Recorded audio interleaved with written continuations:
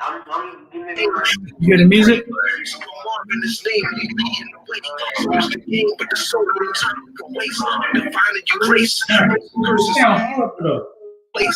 gon' strive for the kingdom together. We'll stay in the race. You want a head that can lead? I know it's the case. She got the seal in her face. I see a lot in her face. Cause I hear rap puppet. Just fucking mother, small mama. But you don't need to walk. You be glad to keep a job and the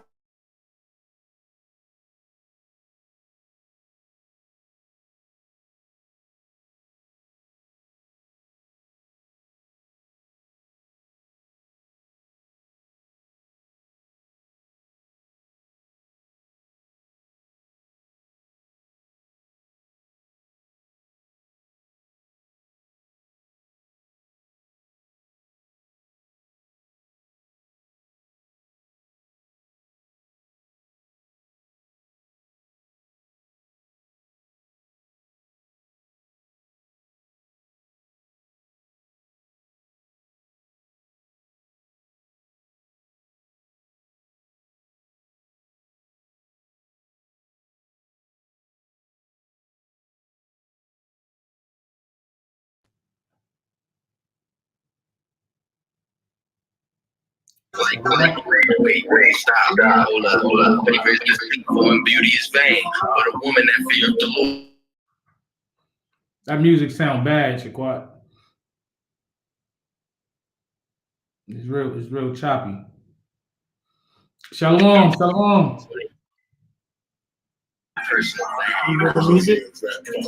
Just fucking mother, small mama. But you don't need to walk. You be glad to keep a job in the bubble. You need a strong king standing by. You roll to get a strong. Got some water with some quarter off the bottom. She put an order in the blood. Your mind see a lot. You solid in my eyes. You would never thought I would never find you when I did.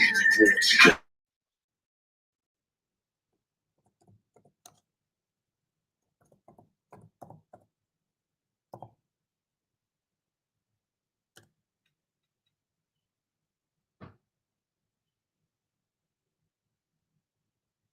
Shalom. Geechee 82, Robert Ben, Shalom. We're getting ready to get started in a minute. Jermaine Scruggs, Shalom. Emery, Shalom. Yeah, I seen they took our video down the other day, talking about Esau. That's what Esau do.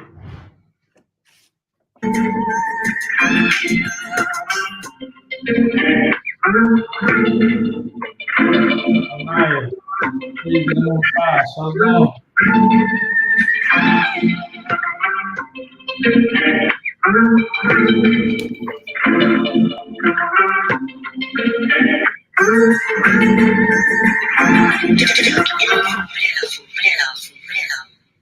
Hey, Shalom.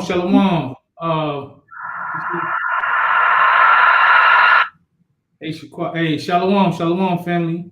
We getting ready to get the show started. This is TNT, Thursday Night Thunder, the Sons of Thunder Israelites. I'm Brother Aharon, and this is Soldier Shaquat. Shalom. Still sunny out here in Cali, man. Yeah, that brother out there on the West Coast, enjoying the sunshine. Yeah, man. You see the sun gleaming through my window. Our brother Menakazar couldn't make it tonight, but we still got to do this work, We still got to push Yahweh Ba'Shem Yahweh Shah in season and out of season, all day, every day. We got stuff to talk about. You going to bring this brother in? Yeah. We got brother Malachiah, Soldier Malachiah, with us today. Shalom. Shalom, Y'all can hear me? Khan. Yeah, Khan. Shalom. How y'all brothers doing? I'm not used to seeing you without your mitri, without your hair tied up or something. Switch it up just a little bit.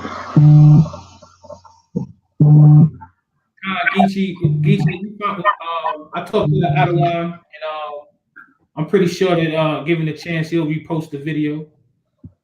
Because that was a good video getting on Esau that they took down the other day. Shalom. What'd you say? No, I was asking when we live right now, but I heard you just talking to somebody in the comments. Yeah, come on. What is that? Karata Zaya? Shalom. Karata Zaya, Shalom. Shalom. Shalom, shalom. You know, we would try to wait and get some other brothers and sisters in the chat watching us, but I think we need to jump right into it today. I think Mhm. that's the plan. What we have planned from the onset. So, all praises to the Most High. You know, all glory and honor to the Father. You know, the water to the elders for helping us and guiding us. And we're gonna move in the spirit as always. You know, Come. let's get right to it. We're gonna start off with some current events. We're gonna get into so this coronavirus, man. The death tolls is pretty much from what the media is saying. CDC, you know, they're saying that the death toll is about 100,000, maybe a little more than that. So we're gonna play this little clip real quick and show y'all what they talking about. Let me share the screen real quick.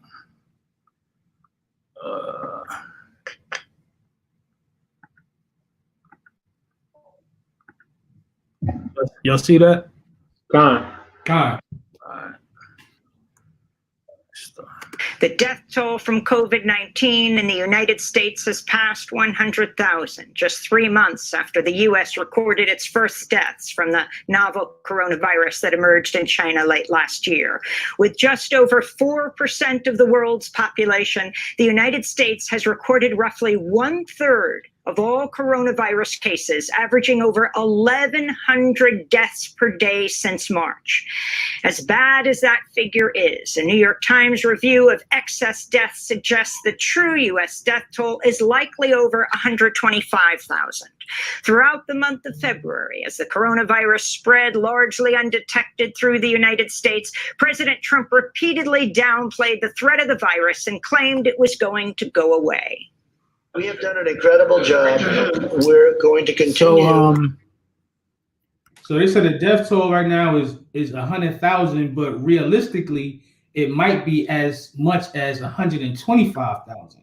Because they did this. Hey, listen, we don't even know what Esau numbers is all about. We don't. What did they do? Is it 100,000? Is it 125,000? You know, I honestly think these numbers are fabricated. I wouldn't doubt it. You know, and I say that based off of me. I work at a hospital. I'm not gonna say which one, but you know, I work at a hospital, and I've seen people come in with, you know, like somebody came in with cancer, right? And they died like a week later from cancer. But on the death certificate, because I see the death certificate whenever somebody passes, they put COVID-19. Yeah. We talked about that a couple of weeks ago. Right. So just for me seeing, and that's happened a couple times, you know, people come in with like an asthma attack or something like that. Oh, you got COVID. Oh, you come in with a cold.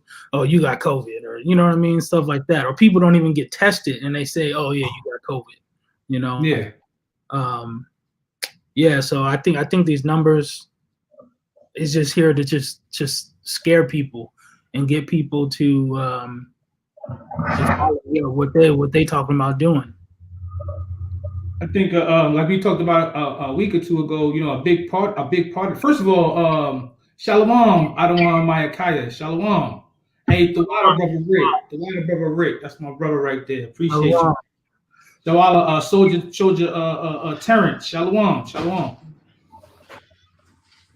Yeah, you know, I think a big portion of what they're trying to do is Malachi was talking about this the other day, is they're trying to set up a reason for these vaccinations. You know, it's so many people done died. The U.S. is one of the top the top country in the world of corona deaths. It's a step-by-step setup to push these vaccinations and force these vaccinations on our people. Shalom, brother Kenneth. Shalom, Yaquab. Shalom, Akim. Looking on the CDC website, it says the total cases in the U.S. is 1.6 million people, and the total death tolls from the website is 100,446. And that's today, an update, the latest update from today. But I don't know, man. Like I said, I think these numbers is fabricated. I think I actually had a conversation with somebody last week, and I was talking about how whoever they are, the upper command staff or board members, whatever you want to call it, is getting commands from whoever saying, "Hey, we need high numbers for COVID." You know what I'm saying? Kind of like how, like a police chief, he say, "I don't care how you get these numbers, but I need you to get these numbers for whatever. We need ticket citations. I don't care how you do it. A certain amount of arrests or tickets, yeah, Right. con. You know Gotta what I'm fit saying? that quote. Con. I don't care how you did it or how you get it, but we need those numbers. You know what I mean? So I think in the hospital field, it might work the same way." Hey, let me read this article. And I know Malachi, you got something you might want to add to this. Let me read this article. It says, just over 4 months after the government confirmed the first known case, more than 100,000 people who had the coronavirus have died in the United States, according to the New York Times. The death toll is far higher than any other nation in the world. The toll exceeds the number of U.S. military combat fatalities in every conflict since the Korean War. It's every conflict, every war since the Korean War, more people done died from the coronavirus. That's what this report is saying. It matches the toll in the United States of the 1968 flu pandemic and is approaching 116,000 killed in another flu outbreak a decade earlier. The pandemic is on track to be the country's deadliest public health disaster since the 1918 flu pandemic, in which about 675,000 Americans died. Although the number of cases and deaths has begun the trending downward, for weeks we've been talking about health experts been warning about possible resurgences, because of the way these lockdowns are being lifted, so it's just more people gonna die. I read something probably, I want to say like 3 weeks ago.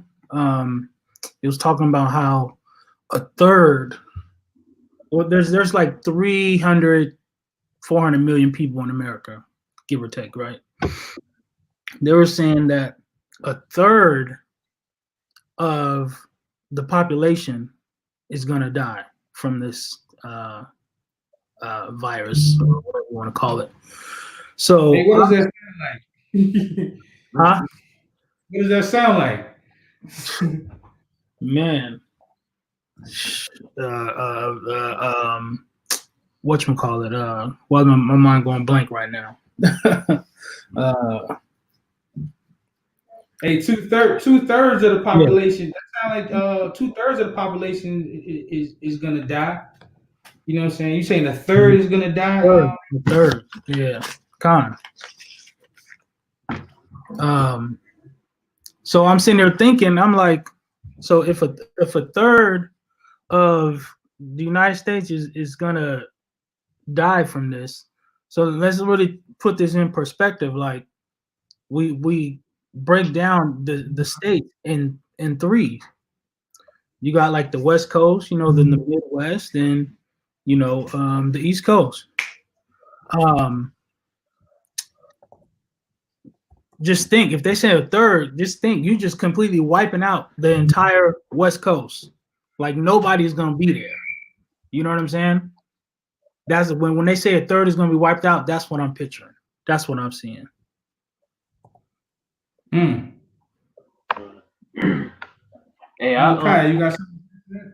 yeah, I was gonna say I definitely agree with you feeling as if they are falsifying these numbers. Um, just looking at one of the comments from I want to say it's GT82, he said, I think many of us have had this virus in late 2019. I had a crazy cough, was sick for like 3 weeks. And, that's like, I've heard people tell me this. Like, I've had a couple friends that I've talked to that said, yo, this whole little corona thing, I felt like I already got it. Like, back in, November, late December. But when I went to the hospital, of course they didn't say it was, coronavirus, but they didn't know what it was. They just treated it like it was like a regular flu. And then, as the time progressed and everything, they of course healed up. But a lot of people are saying that they feel like they had it before, 2020 even came out with it, all the whole China thing and everything. So it's probably been here. No telling what the actual numbers really are. Con. Hey, we just can't trust each y'all stats, man. Hey, Mhm. every week though, we gonna bring y'all an update on what's going on with the corona deaths, and as with that, we're gonna give y'all an update on what's going on with the unemployment. Con. So with the unemployment, let's get into that real quick. I'm gonna share my screen again.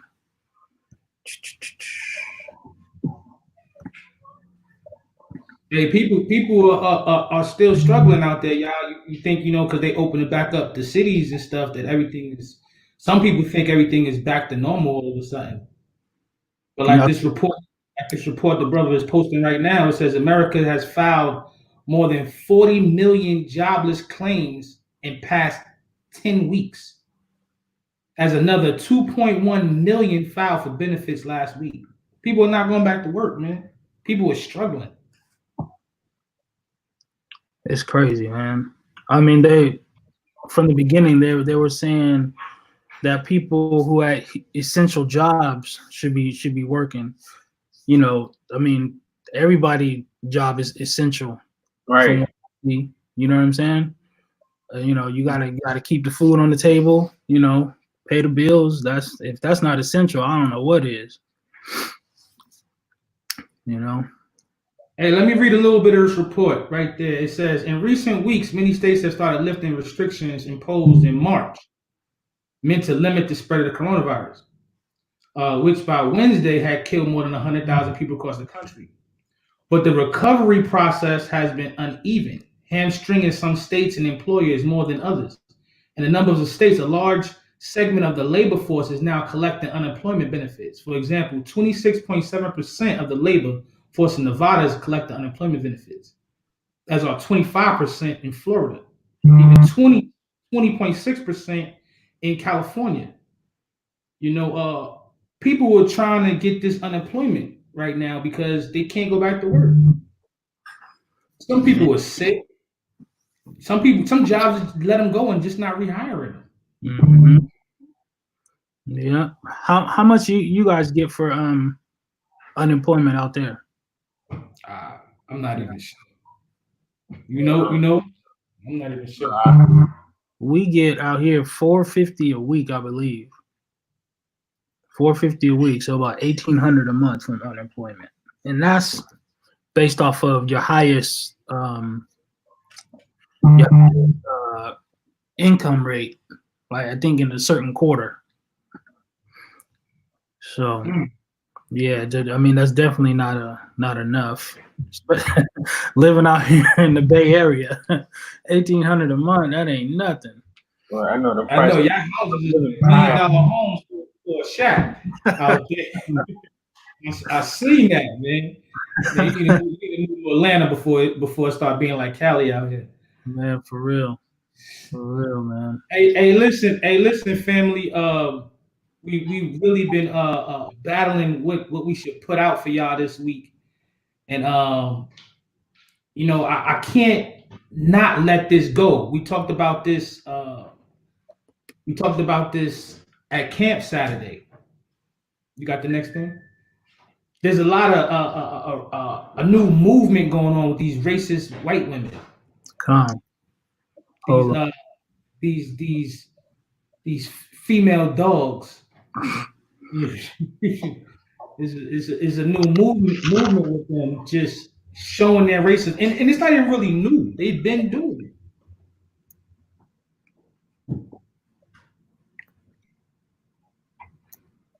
What Joel Gandy Jr. say? Cali 950 plus 600.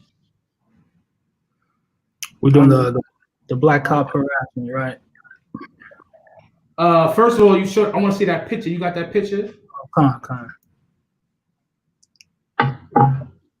We brought this up. Akarab brought this up at camp and had us going in. You know, can you see it? Yeah, had us going in on this right here. It says muzzles are for dogs and slaves, and I'm a free human being. And they got a picture of a which seems like a black slave, an Israelite slave, with a muzzle over his face. Yeah, I ain't caring. Your time is coming. Your time is coming. Your time is coming. You put that muzzle on your face, and you're gonna have you in a picture just like that. Mm-hmm. I want to see you trying to make that same smile. Have you walking on all fours, like I see that girl jumping around like a dog, like a horse, running around her back. Had that same energy.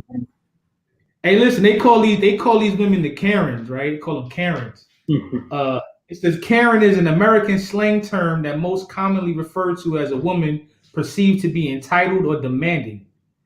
You know, it draws the stereotypes of white middle-aged women as assertive or domineering.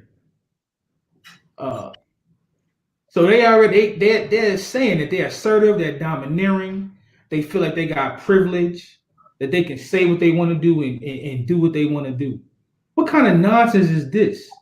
You know what I'm saying? I am a free human being. So you put a picture of a slave out there because you don't feel like you should be your city should be in lockdown. That's right. She's a dog. That's what Mariah said. Dog. Right. Right. That's right. And that's right. That's exactly how I feel. You ever smell one of their hair when they get wet? Like I was telling my mom, we went to an amusement park one year, and someone one of these dogs was ahead of me in line, and they just got out of a water ride, and their hair got wet, and I mean it smelled like a straight dog. Like I'm serious. Like they got dog in their DNA. Like it's ridiculous. And you doing something like this? This ain't no confusion of face type stuff. This ain't, you know what I'm saying? You doing something like this, man. You I say you Esau. That's just in the spirit. Man, so let's go into how these police officers, you know, these Karens be harassing Jake and see what they be doing. Hold up. You see that? Done. All right, so brother, police officer, minding his own business, trying to go into where he lives, and he had to deal with a crazy ass white woman. Watch this. You're gonna send me a citation? I would love to see that. Obsessive support. And I have rear cameras on the way as well. I beeped at you, yeah, because you shouldn't be trying to break into buildings. Break into buildings, it just shows you that I live here. Okay. I didn't know that, did I? Again, I live here, so it's safety of me and my building. Well, it you is. I have my key right here. Okay. It's being recorded too. Good. Okay. That's good. It'll be on your citation. I'm not getting a citation. Oh, you are. You are. No, I'm not. I'll fight it tooth and nail. Right, you'll still get one. Well, I'm not gonna fight it. I'll see you in court. For failure to pay. Hey, why is the dude pulled up in a police car? I don't know if you've seen that. Mm-hmm. He pulled up in a police car. She followed him, talking about you're gonna break into somebody's home. Fully police outfit, gun, badge, everything.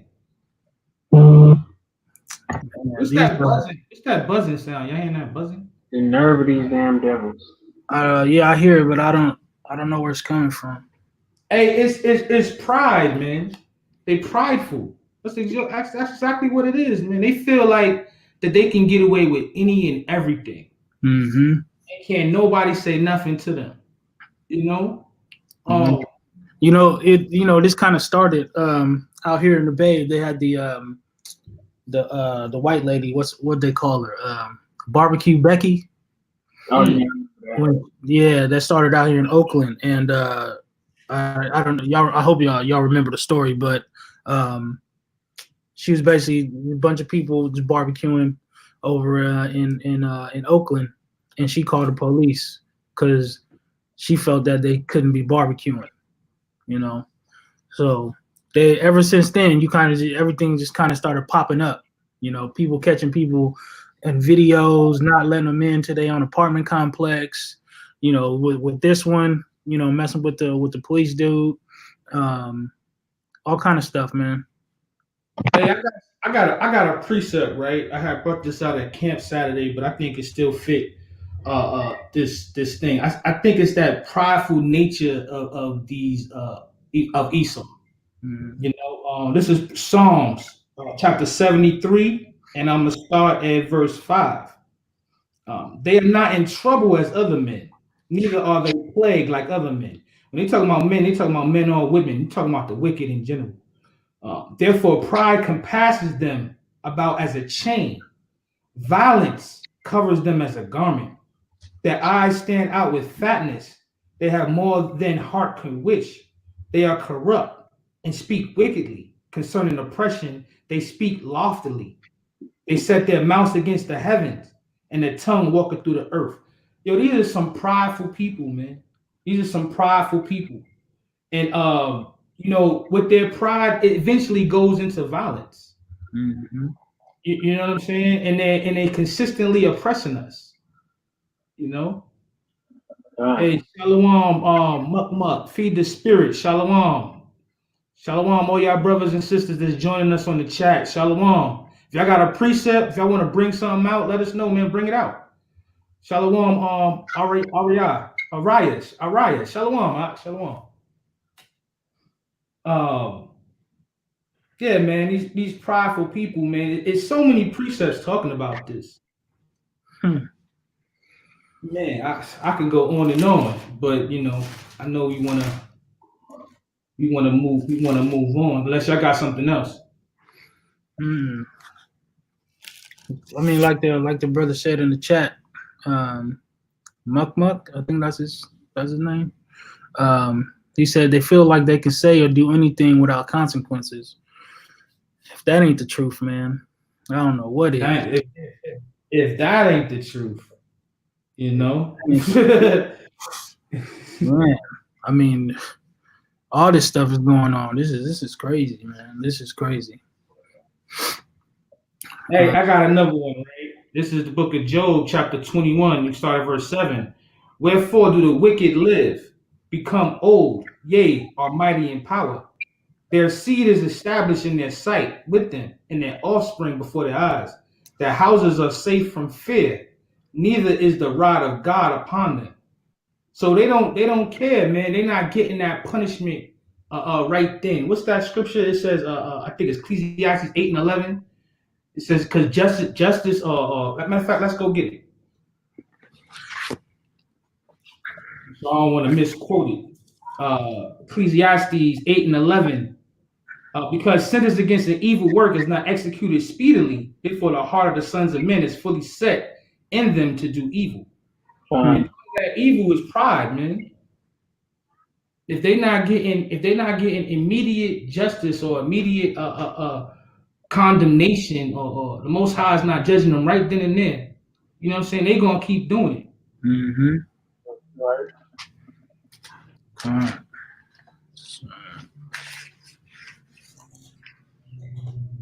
That's later. Come on. Shalom, Reggie. Shalom, Israel by blood, not African American. That's right. Shalom, Mark. Shalom. You know, the like the brother said, they feel that they can do whatever they want. You know, speaking on that, we got a video of the Edomite lady, what was it, in Central Park, where the dude was telling her to put a leash on his dog, on her dog. She was dragging the dog and doing all this crazy stuff. That's enough.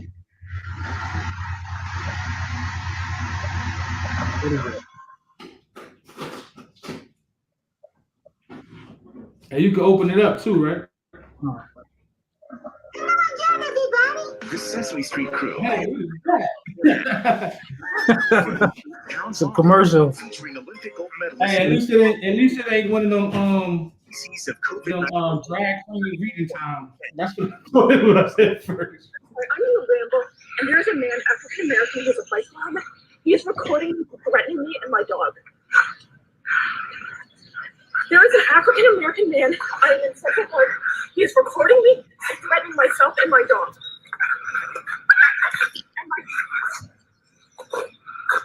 I'm sorry, I can't hear you either. I'm being threatened by a dog. Please send the cops immediately.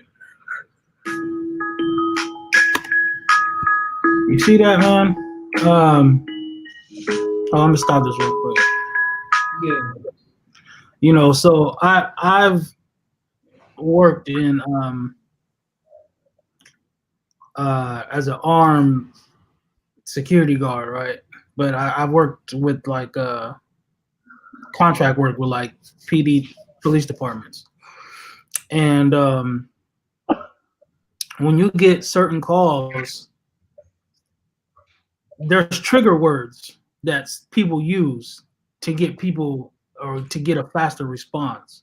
And what she was saying and how she was saying it, those were all trigger words. You know what I'm saying? I don't know how fast or how slow the NYPD responded to that, but there's certain things that you say and how you say it that'll get the law enforcement out there a lot faster. Hey, and that's exactly what she was trying to do too. And you know, if that brother didn't record her, you never know what was happening. You never know what could have happened. The cops could have came through and shot this brother, thinking that, you know, he was actually trying to hurt the dog. And I'm talking about the dog owner dog. Mm-hmm. Not the dog, not the dog who the dog was trying to choke out, dog. That's what I'm talking about. Dogs, man. They just dogs now. Hey, listen, the dog was choking the dog. Have you ever seen a dog choke a dog? You just see it. You just see. Hey, the dog was actually hacking. Right. Hey, I don't know if y'all have seen this, but they actually she got fired from her job. You know what I'm saying? And they took the dog away from her because it was a rescue animal. Mm. You know what I'm saying? And they actually seen her choking the dog out. First of all, you're not supposed to be walking them through Central Park with no leash. Come on. You know what I'm saying? Any park, it's not a dog park. You can just let your dog just run free in a park like that. You know? And just because the people of the wrong complexion told her, you know, you can't tell me anything. I'm white. Right. That's prideful, man. You want to continue playing the video? If you want to, yeah, come on. Go ahead. That's right, Araya. Psalms 58:3.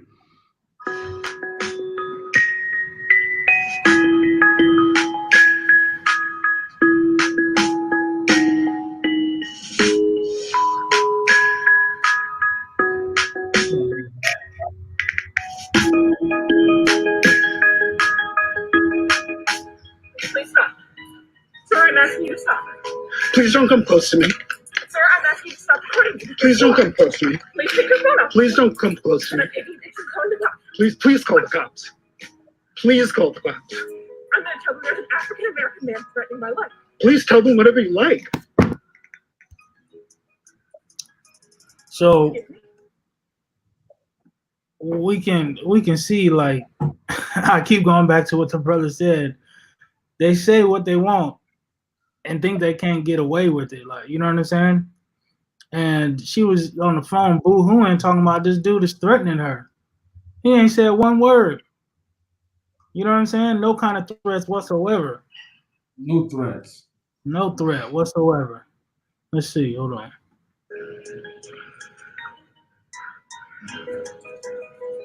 Dang, she is choking the hell out of that dog, though. Hey, she is choking the dog. I think, the brother said it. I think people was more upset over the fact that she choked out that dog. Oh man.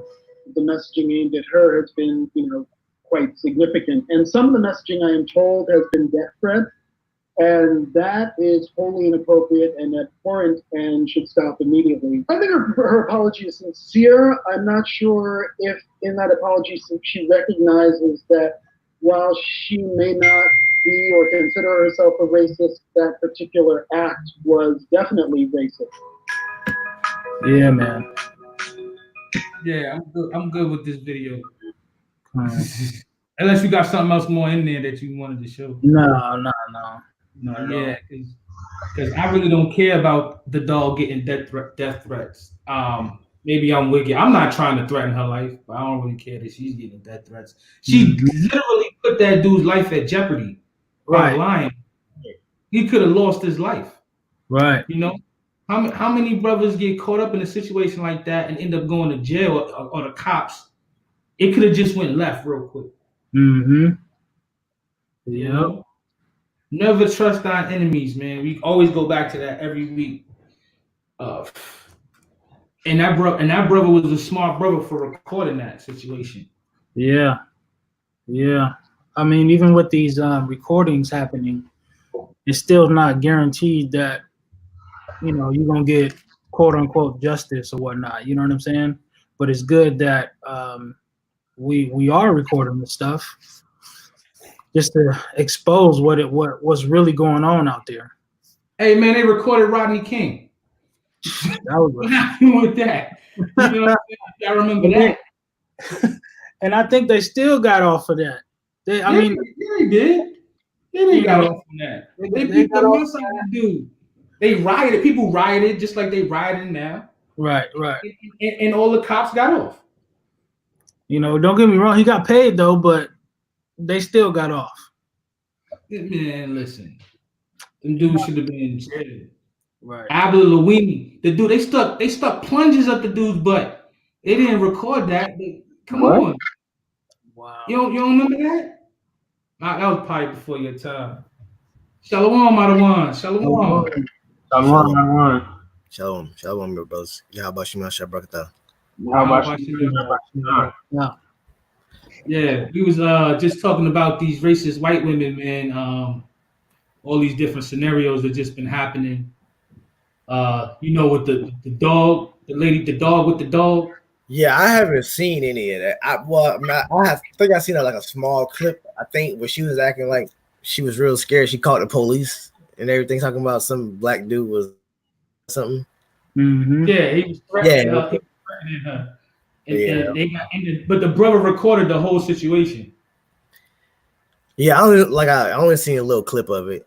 So, but yeah, I seen the part where she went to go call the police and was like, "Oh, I got this black man threatening me and my dog or some shit like that."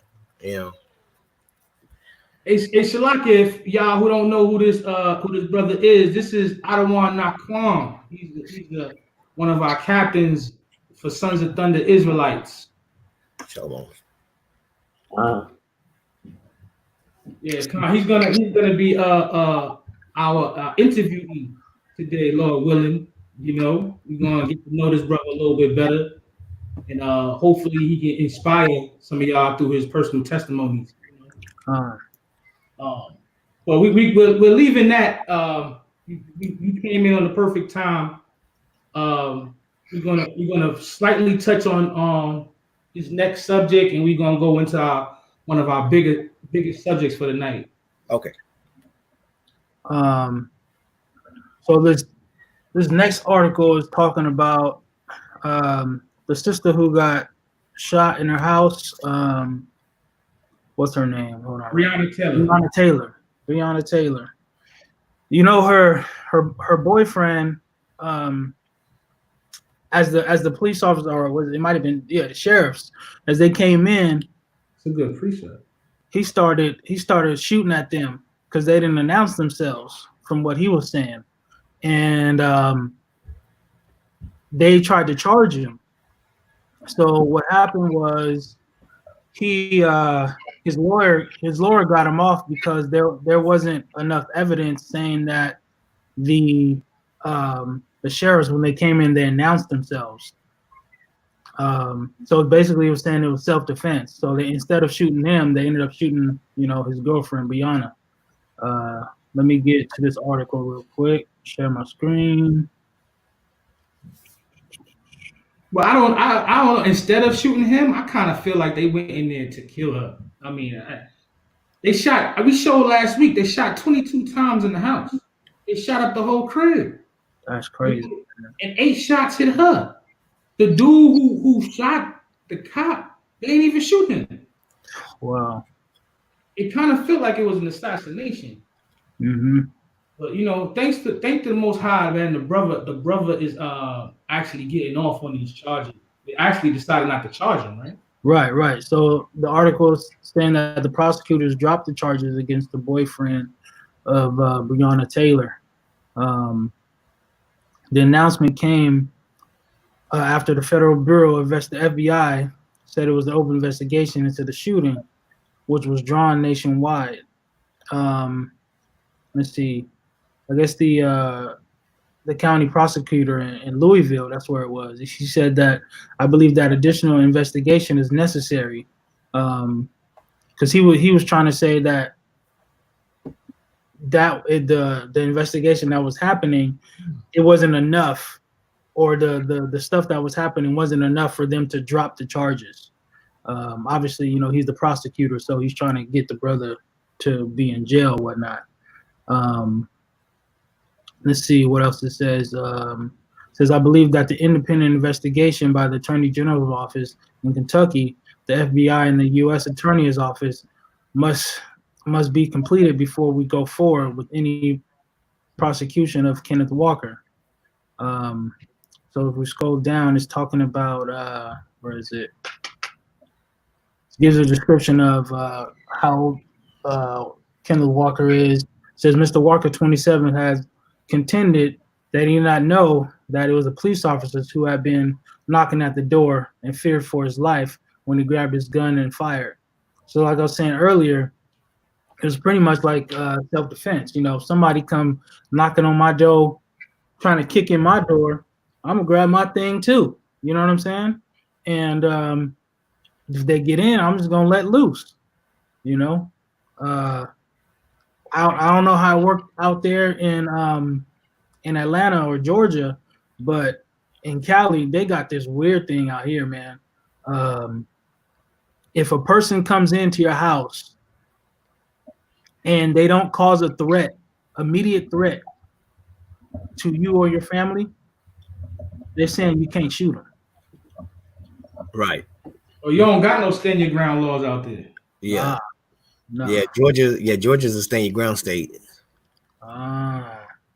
Okay. Yeah, out here it's crazy. So somebody can come in here and literally, it seemed like the way the law is written, they can come in here and just walk around freely as long as they don't sit here and say or try to cause any harm or anything like that. You know what I'm saying? They come up in the crib, make a sandwich, and leave. Right. Man. Out of here. Hey, listen, that's why we need to. You been to the range? I go to the range all the time, man. All the time. I invited my Malachi, but he ain't show up with us. I had something to do. What about you? I don't know. You been to the range lately? Yeah, I'm actually looking to go purchase me another one. Oh, okay. Hey, listen, I brought the scripture out last week, but man, it just feels like every week is like the same scriptures, man, because this is what they keep doing. Right. First Maccabees 3:20. They come against us in much pride and iniquity to destroy us, and our wives and children, and to spoil us. But we fight for our lives and our laws, man. We gotta fight for this, man. I mean, we fight for this with what we do. You know what I'm saying? I'm not saying go out there and go kill no cops. But what I'm saying is that if you come into my house, man, listen, you gotta stand bold, man. This is your livelihood. This is what you believe in. If you can't protect your family, you know what I mean? Are you a man? Come on. That's how I see it anyway. And I mean, this is the first time I've ever heard of the stand your ground law working for us. Yeah. That shit don't work for us. We still gonna get, niggas like us still gonna get locked up. And then you still might have to see a judge, prosecutor, and niggas like you know what I'm saying? You use a nigga so you get tried like that. So it probably wouldn't be like that for the other nation. Hey, this is only the Most High right here that got this brother out of here. Because he could have been spending the rest of his life in prison. Life ruined. And he shot the police. He could have took him in the back and shot him in the head. And or even after they subdued him, just shot him, be like, oh yeah, he was shooting. Come on. KC Farley in the chat, he said we need to protect our people like the Panthers did, but don't fall victim to the same traps. I agree. I like how the brother showed up at those two Edomites, the house who shot Aubrey. How they showed up at their house, you know, fully loaded. The police was there. The police was, you know, they stayed their distance and everything, but they was there to, you know, do, I guess, a protest or just show their presence. Like, y'all not about to just keep doing this. You know what I'm saying? The problem with me is, and I truly believe this, right? That, and the scriptures say it, and maybe y'all can help me out with the precept because I don't know off the top of my head. But as much as I want to do that, if it's not of the Most High, man, it's gonna fail. You know what I'm saying? If we can't establish that in the covering of the Most High, if we can't all come back to these law, statutes, commandments and be brothers, you know what I'm saying? Somebody's gonna infiltrate us and gonna snitch. Somebody's gonna tell something. Something's gonna happen to bring us down. You know what I'm saying? It's never gonna work if the Most High ain't backing it. Come on. You know? Right, man. And the Most High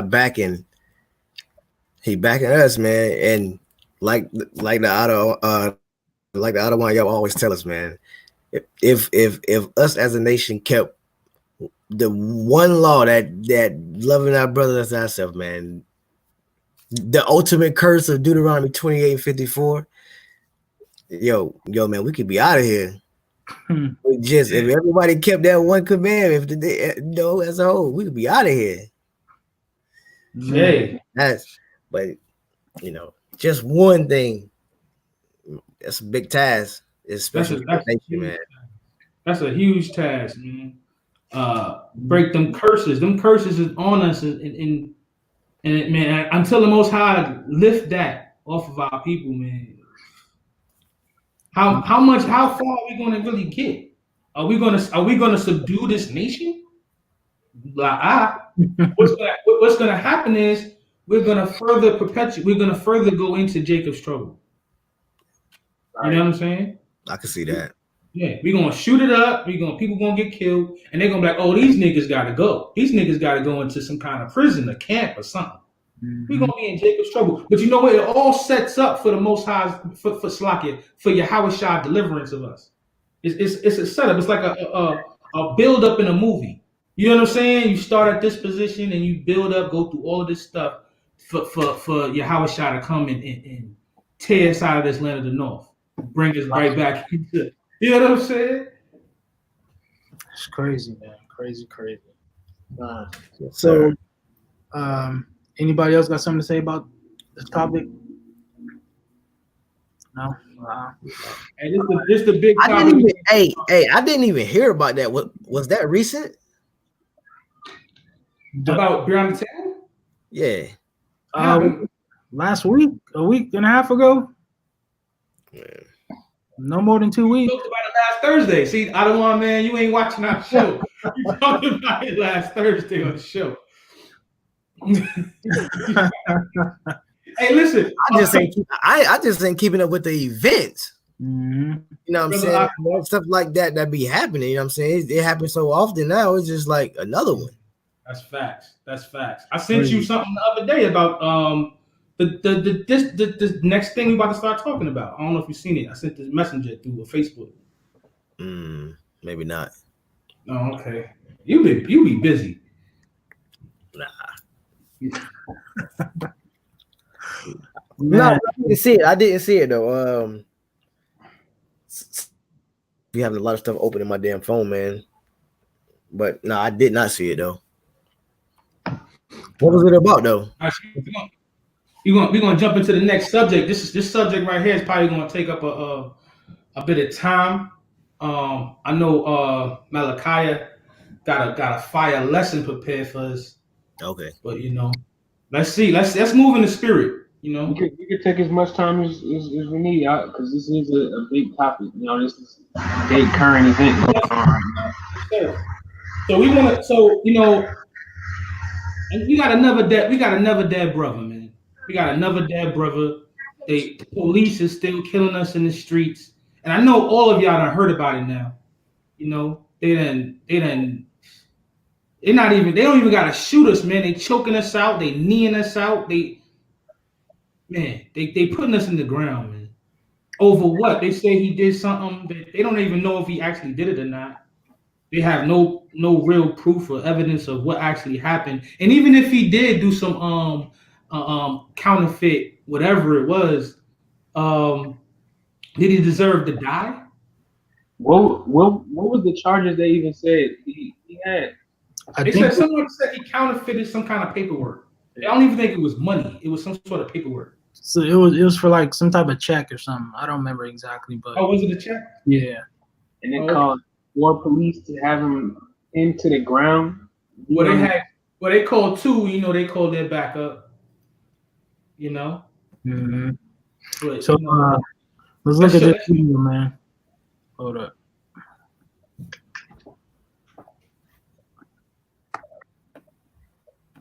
The chat saying forgery, fraud. Oh, forgery. Y'all see that? Con.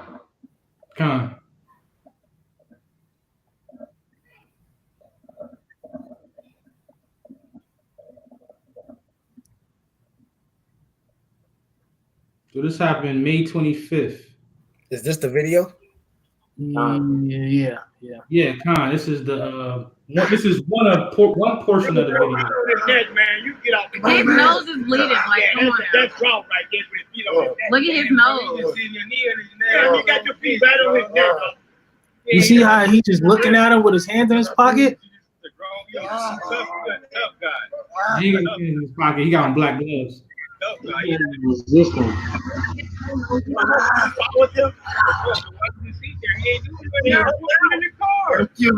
How long y'all gotta hold him down? Why don't do drugs, kids? It ain't about drugs, bro. You know that's bogus right now, bro. You know it's bogus. You can't even look at me like a man because you a bum, bro. He's not even resisting arrest right now, bro. His nose is bleeding. You stopping his breathing right now, bro. You think that's cool? Get off of his neck. Yes, look at that, bro. Are you serious? Bro, are you serious? And you're gonna keep your thing on your neck? Look at him. Bro.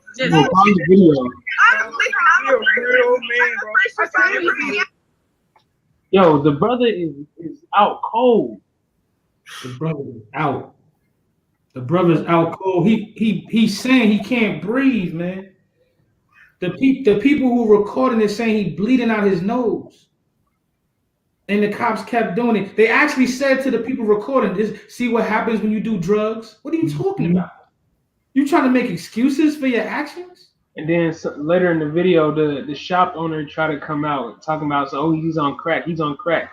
Even if that were true, is this the punishment for that? You kill him? Even if it were true, like you said, this is. I mean, come on, man. Yo, why they had the paramedics there so fast? Well, they chopped up the video because it was like It's like 7 minutes almost. 5 minutes at least that he was choking him out. He had his knee on his neck.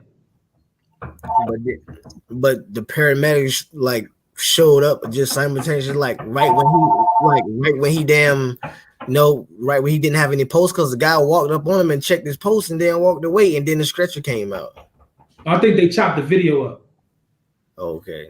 Yeah, so because that dude was knocked out, and then man, he was pronounced dead like soon after that. He probably was dead right then. I think the person recording was saying that if he's not dead right now, he's about to die. You can't cut off a person's breathing oxygen for a minute, 3 minutes, or something like that. If you cut off their oxygen for a certain amount of time, they turn brain dead. It's 3 minutes. 3 minutes? Yeah. You can't cut off the oxygen like that for too long. Yeah, I got a couple precepts for this whole situation. This is Lamentations 2:21. Says, the young and the old lie on the ground in the streets. My virgins and my young men are fallen by the sword. Thou hast slain them in the day of thine anger. Thou hast killed and not pitied. So, man, this stuff to me is so like self-explanatory in what it's saying. I mean, it's pretty much saying that we is out here in these streets, and they killing us, man, and they don't care. They really don't care. You know, say at the end that, you know, and not pitied, like they don't care. Point blank, they don't give a damn. You know, they're killing us in these streets and they don't care, man. Another one is Psalms 10:8. He sitteth in the lurking places of the villages. In the secret places doeth he murder the innocent. His eyes are privily set against the poor. So, you know, like we think about like the police, right? They sit. We're damn near scared to come out the house. You know what I'm saying? Because we don't know what's gonna happen. You know, I live in a predominantly white neighborhood, and I work maybe like 10 minutes away. But I get nervous from my house to my place of work. You know what I'm saying? Because they be sitting. You won't even see them. They'll be in the cuts, waiting for somebody to drive by, waiting for you to drive by, and then you see the blue lights, and you're like, damn, man, what the hell did I do? Got a precept for you. You know, they lurking, man. They lurking. Hey, precept, Micah 2:1. I know Araya brought it out, but I was holding this too. Woe to them that devise iniquity and work evil upon their beds. When the morning is light, they practice it, because it is in the power of their hand. They got these powers, authority, and they gonna use it, and that's destruction to them. And the only reason he did that, because he has authority. He was taught that he was better than the black man. Even that little Asian dude was standing next to him. They was taught that they was better than the black man, the Israelite man. You know what I'm saying? You know, they sitting there. I can't wait to kill a nigga when I get a chance. You know, if I can't do it with a gunshot, I do it with my knee. You know, I choke you out. And he was just looking at him like he had no pity for the dude. Like, I don't care if you sitting here choking, and he had his hands in his pocket and everything, man. I'm like, damn, that's cool. He had on black gloves. He didn't have his hands in his pocket. Quiet. You just read Psalms 10:8. Come. Okay, come. Yeah. Hey, another one. Y'all probably know this one. It goes with that Micah precept, the book of Proverbs 4:16. For they sleep not except they have done mischief, and their sleep is taken away unless they cause some to fall. For they eat the bread of wickedness and they drink the wine of violence. That's what they doing, man. They eating the bread of wickedness and drinking the wine of violence. That's what they all about. You know, and like I said, they can't sleep unless they do mischief. People is just wicked, man. I got one more. Lamentations 4:18. They hunt our steps that we cannot go on our streets. Our end is near. Our days are fulfilled, for our end is come. So, like I said earlier, you know, they hunting us, man. We going out here in these streets and we see them blue lights. We don't know what's gonna happen. You know, we don't know how it's gonna turn out or nothing like that. But then it say, our end is near, our days are fulfilled, for our end is come. So even though we're going through all this stuff is gonna come to an end at some point. You know what I mean? And all we can do is wait on Yahweh to give us that green light to go ahead and do what we need to do. That's right. That's right. Green lighters, give us that power. Hey, I don't want to say we're not ready for that power yet. He said that at camp. You know, we're not ready for that power yet because we might have killed us a scoffer at camp Saturday if we had that power right now. But you know what? But in the spirit, you know, we got to move towards that. We got to move towards that to have the ability to deal with that power once we get it. You know what I'm saying? Hey, so I think we got another angle of the camera.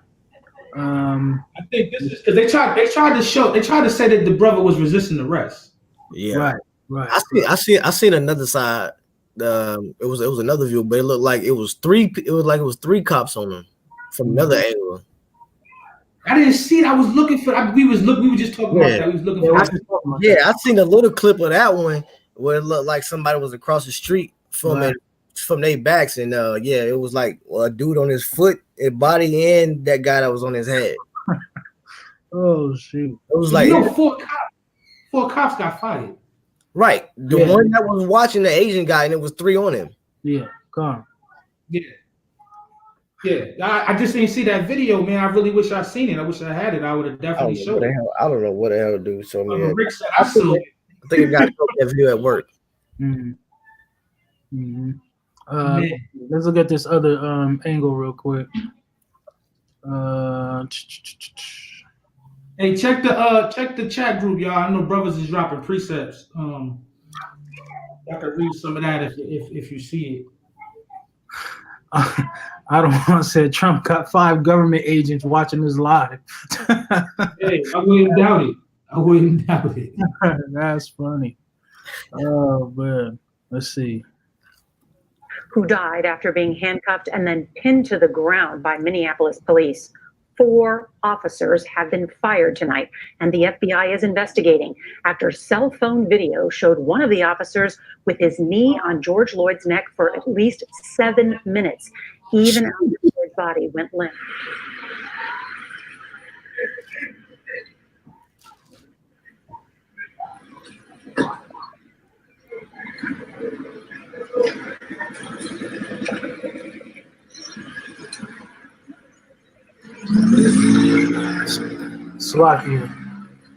So, from my understanding, the police tried to say that he was resisting arrest, and that's how all this stuff got started. But I mean, it's obviously that we see that wasn't the case. But we're gonna go ahead and keep watching.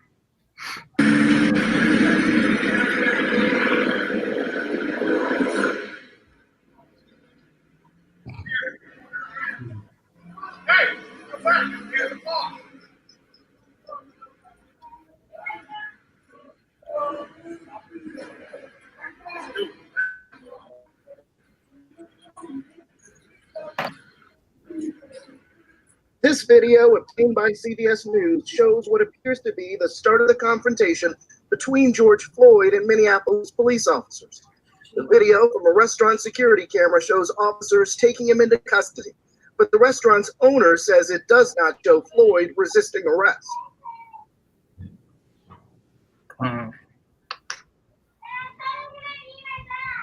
Hey, yo, I've seen people resisting arrest. Right.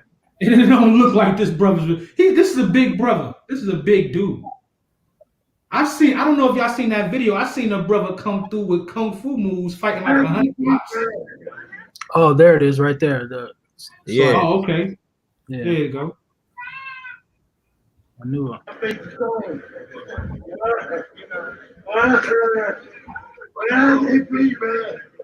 Please, please understand. Please, Or police officer. Man, the brother's in there begging for his life, man. Begging for his life, and that, for me, it got really under my skin. My blood was bubbling when I was seeing that, man. And just, what would you do in that situation when you seeing somebody in that situation? I personally, I've talked to I haven't came across that situation, but I've talked to my wife and my family, and I said, if this happens, most likely you're gonna get a phone call from me going to jail. I mean, and while I'm in jail, you're gonna have to probably bail me out if you can. If you make it to jail. Well, yeah, that too.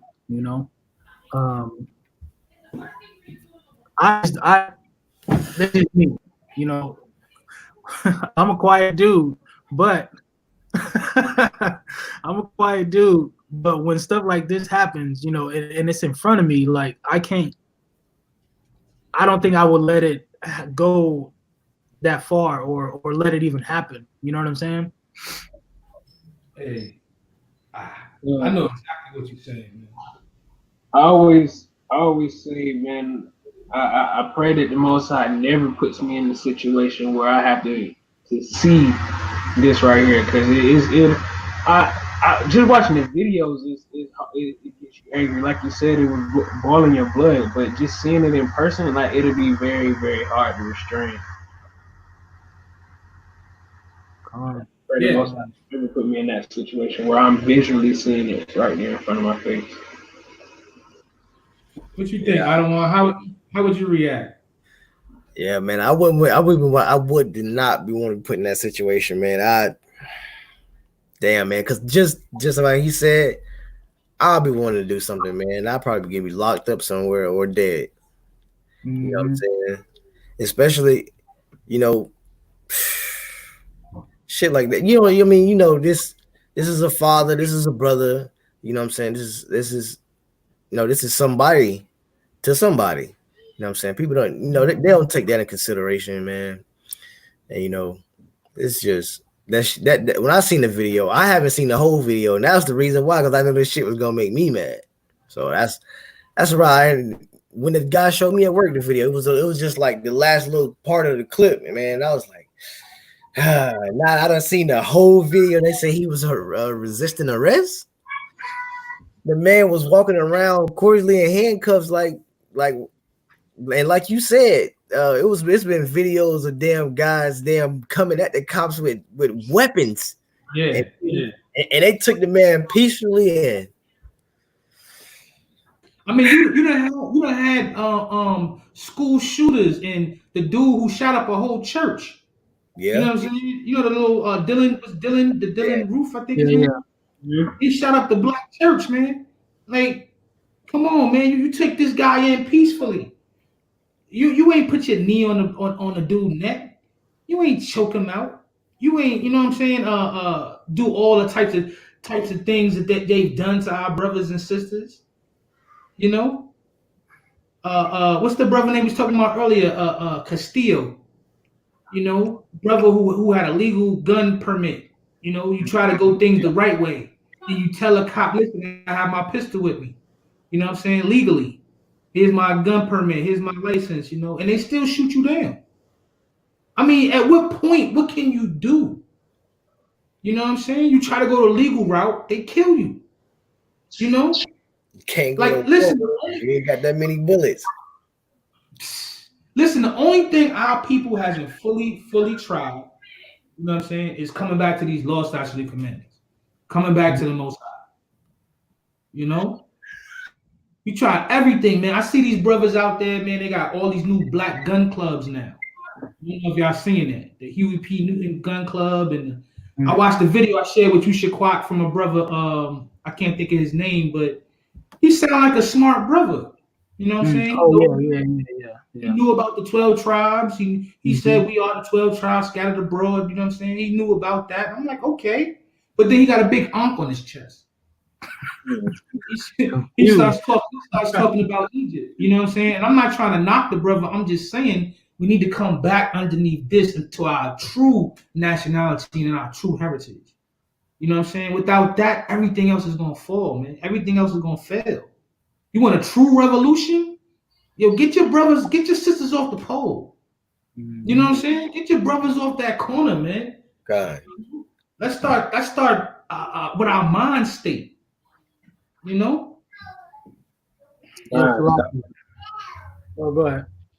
No, I was just gonna say, you know, hit Esau where it really hurt. We say this all the time that, you know, to really get Esau to start respecting us or seeing some type of change that, you know, our whole community want, we gotta hit him where it hurts, in his pockets. You know, they thrive off of us. Everything. America is built off of our labor and our funds. So it's just going back to what you were saying, man. Like, we gotta try something new. We gotta try something that's been here. We gotta go back to the old ways, like the scriptures say. You know, following the Most High. I'm pretty sure we're gonna get into it, but the rioting thing it's not working. It's not working. How you gonna riot, destroy all their stuff, set all the stuff on fire, and and then help them build it back up, and then go back and spend money with them and get paid peanuts to do it. Right. You know, that's exactly what's going on. Those who survive the riots, because they already had one person get killed, but we're gonna get into that. From the riot? That's exactly what happened. In the riots, yeah, brother got killed. Mm-hmm. Man, it's crazy. You want to get into that? Part C, C. Yeah, 5C. One second. Yeah, man. Feed the spirit. That's right. Take that ankh off. Araya said, man, if I die, I want to die defending my people.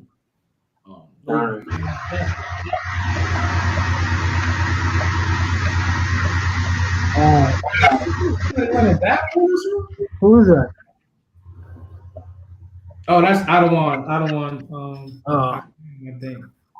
So this video right here is just showing the Minneapolis like the protests and stuff like that, and how they going into Target and whatnot. People looting Target, man. That's crazy. My name is Oscar, and I deliver packages for Amazon. I recently took a break because my girlfriend and I just had a baby. There you go, sir. You can't get around these commercials, man.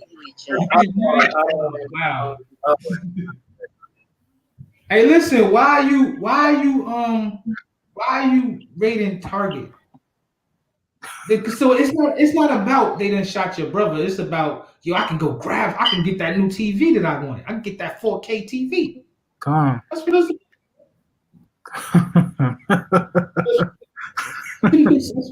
about. Go hit the Target jewelry shop. You know what I'm saying? I need a whole big pack of condoms. Like, you know what I'm saying? Yeah. That's what they about. So real quick, I was talking to this brother online today, and I agree with him. He said, you know, the rioting isn't going to do anything, and I said I agree. But what do you expect people to do when people don't listen? When your back is against the wall or you on the ground, and you know you only got two options: either fight or flight. Simple. You know what I'm saying? There's only two options that you have, and just what do you want them to do? The government ain't listening. You know, nothing working in our favor. So the only thing they can do is go riot, break somebody else's stuff, or you know whatever it is.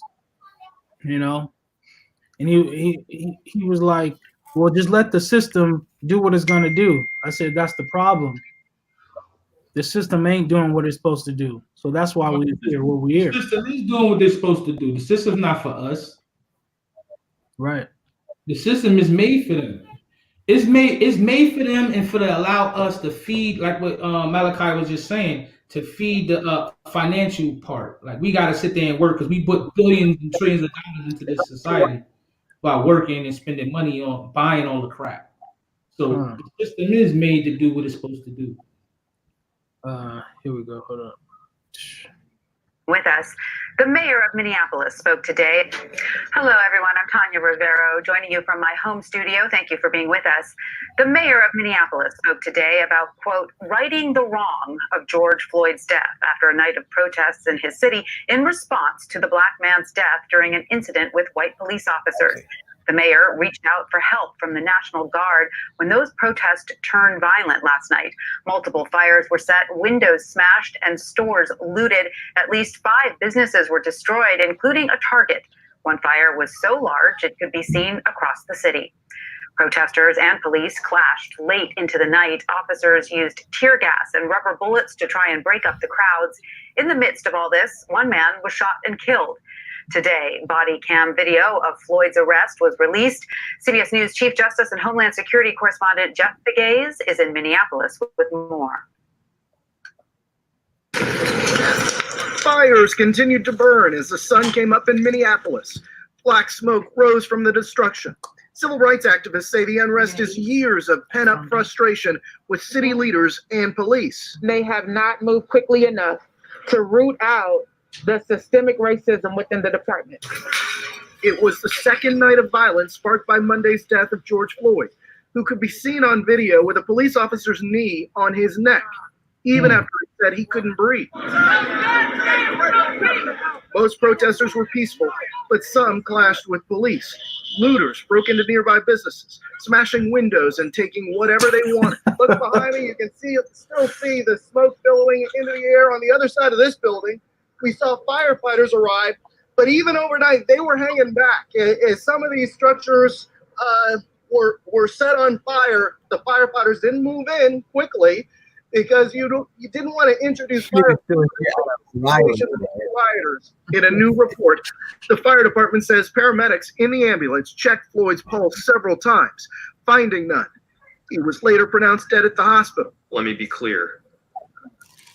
The arresting officer killed someone. Minneapolis Mayor Jacob Fry is calling for the arresting. This guy. I don't mean to laugh, but you know it came out, and I gotta say this. We're gonna show a report on this too. But it came out that the dude who had his knee on George's neck, you know what I'm saying, had 18 prior complaints on him. Wow. From different people who did stuff too. 18 prior complaints was filed with the police department on this guy. But was that the mayor who was just saying, oh, he killed someone? Yeah, isn't it obvious? You got a video showing he killed. Who was looking out for the build-up to this to happen? He had 18 complaints. This guy feels like he's invincible. He feels like, yo, I don't care if you complain about me. I'm going to do what I want to do, and ain't nobody going to do anything. And I guarantee you, 18 complaints, the majority of them complaints is from our people. Yeah. I guarantee that. Yeah. Hey, that rioting, man, Ecclesiastes 7:7. No, surely oppression maketh the wise man mad. Yo, I'm pissed too. I'm pissed. Young Simba said, I live in Minnesota, in Minneapolis. It's crazy. They burned stuff after the police was shooting at the protesters with rubber bullets. What was that? What? I thought I heard something. Yeah, I thought I heard it too. I think Naquan was saying something, but his phone. I said, don't go tearing up Atlanta now. Oh, my mic ain't working? I don't know. We hear you, but you off. Like your mouth. It's lagging. It's lagging, yeah. Hey, but he said they were shooting at him with rubber bullets. Rubber bullets hurt, man. Man. Hey, surely oppression make a wise man mad, man. We constantly being oppressed. Job 35:9 says, by reason of the multitude of oppressions, they make the oppressed to cry. They cry out by reason of the arm of the mighty. But none saith, where is God, my maker, who giveth songs in the night, who comforts you? You know what I'm saying? Like when you were a baby, your mother sings you songs, you know what I'm saying, to put you to sleep. The Most High comforts you. You know what I'm saying? But nobody's asking that. Nobody's asking where's the Most High. You know what I'm saying? This oppression is making you cry out. But where do you cry? Who are you crying out to? You know what I'm saying? For them brothers out there in Minneapolis, you know what I'm saying? You crying out with this violence and this burning up the city, and I understand it, man. I understand it. Because oppression will make anybody mad. I know I'll be pissed off. But at the same time, who are you crying to? Like, who's receiving this? That Edomite was just talking about, oh, he killed somebody. He's not receiving this. He's mad that his city is burning up. You know what I'm saying? You're gonna say he killed somebody, like that's not obvious. Yeah. Oh man, we got it on video. Now you want to speak the truth? After your whole life you've probably been lying, you want to speak the truth now? Right. That's why we can't trust these people, man. And then some of our people will go and say, well, you see, the mayor said he's bad. He killed somebody. He knew it was bad. I mean, he knew it was bad. They all know it's bad, but they still doing it. Mm-hmm. You can't trust these people, man. Hey, Second Ed said that brother called out for his mom. I heard him. He called out for his mom, but he ain't called for the Most High. Right. Man. You know, that's the power that you call on, your mom. Man, you want to show this the video of the 18 previous complaints? First of all, let me say this, right? The two dang, I skipped it. Let me say this. Right? You about to join back. Okay.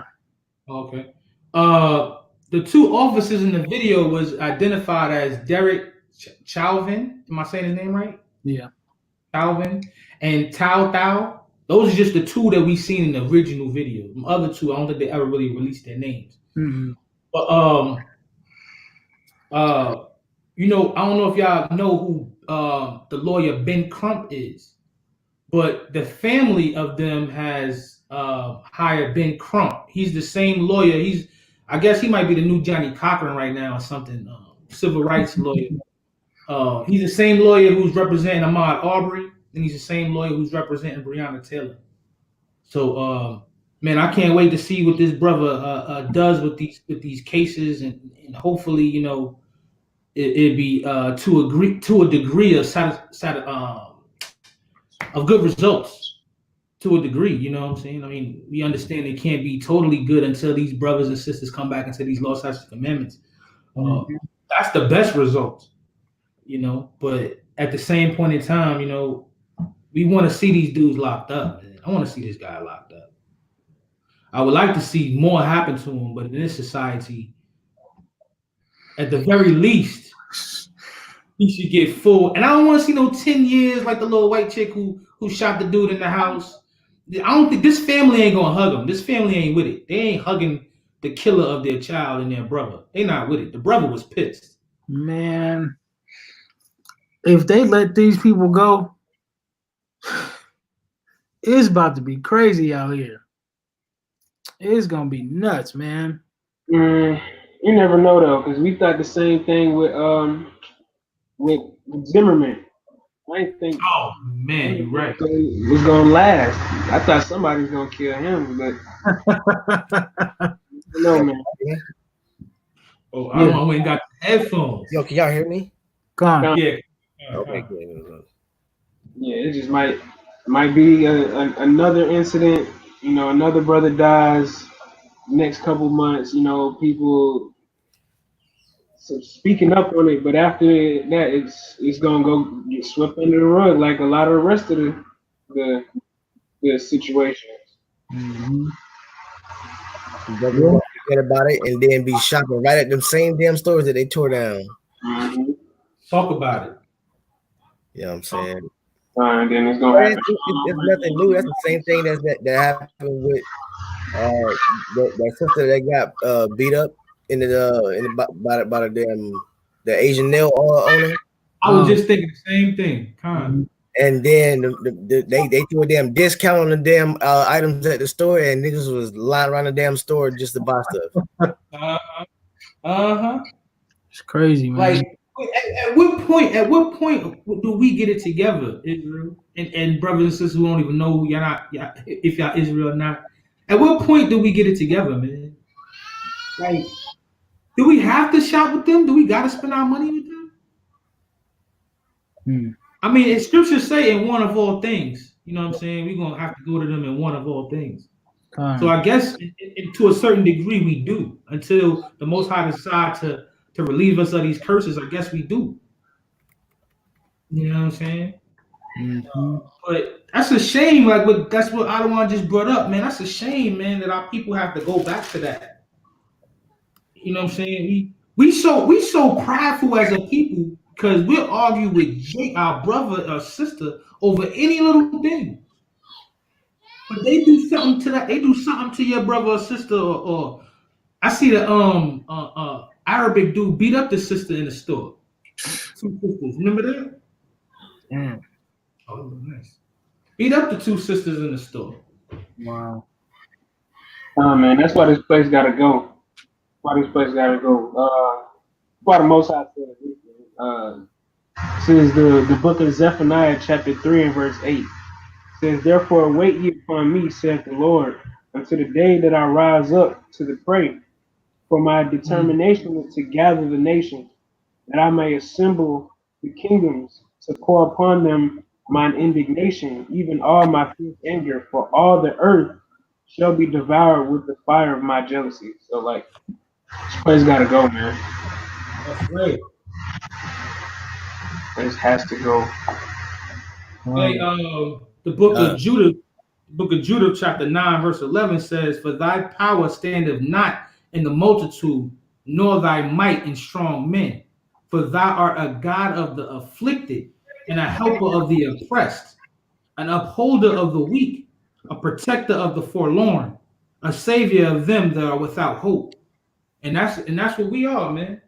And you coming into this, understanding that the Most High is the power of you, Israel. You know what I'm saying? There is hope. Because before you had no hope without the understanding of who you are. But understanding who you are, coming back into our heritage, there's hope. You know what I'm saying? He's a God. He's your God, man. Acknowledge him.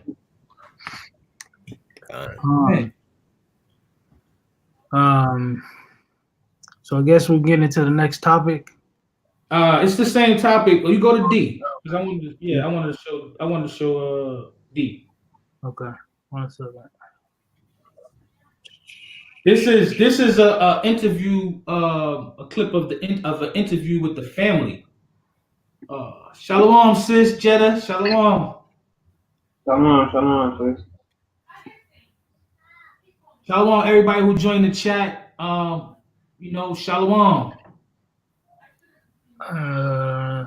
Here it is.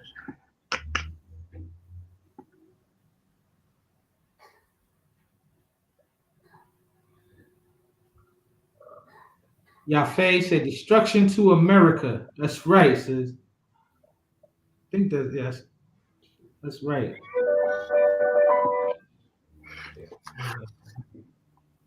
Can't get away from these commercials, man. Hey, you gotta cue them up after the commercials. You know that next time. Yeah, so next time. I know. It's all good. Hey, the brother Shaquat is doing good. Filling in for Manatazak. Brother Shaquat is actually going to be part of our team moving forward. You know, part of the TNT team moving forward. Let's see. I'm gonna be the production manager, man. The production manager. Let's see. All right. The Minnesota Department of Public Safety are investigating George's death. The 4 officers involved have been fired. which the mayor of Minneapolis said was the right call. But is that enough for your family, Philonise? No, not at all. I love my brother. No. Everybody knows. Knowing my brother is to love my brother. They could have tased him. They could have maced him. Instead, they put their knee in his neck and just sat on him and didn't care at all. He screamed, "Mama, mama, I can't breathe. I can't breathe." And they didn't care. So I just don't understand what more we got to go through in life, man. They didn't have to do that to him. He's a giant. He don't hurt anybody. He give his last to anybody. They didn't care. They treated him worse than they treat animals, and I wouldn't like that. Took a life, now they deserve life. I don't feel sorry for them. They hurt me and they hurt my family. I can't take nothing back. I can't get my brother back. They at home, they sleep, they with their wives, they got kids. If something like that happened to them, they'll be just like me. I just don't know what's going on now. So firing him is a good start, but we want to see justice for our family. And we want to see them charged. We want to have them arrested. They need to be charged with, because what they did was murder. And almost the whole world has witnessed that because somebody was gracious enough to report it. Yeah, man. Yeah, Hey, man. That's the answer. How is that not life? Make me mad. You know what I'm saying? His brother sitting like just saying there, look, man, well, what we gotta go through? Like, what else? You know what I'm saying? Hey, I kind of look at it like it's the most high. I look at it kind of like the most high reminded us, like, nigga, we still in hell.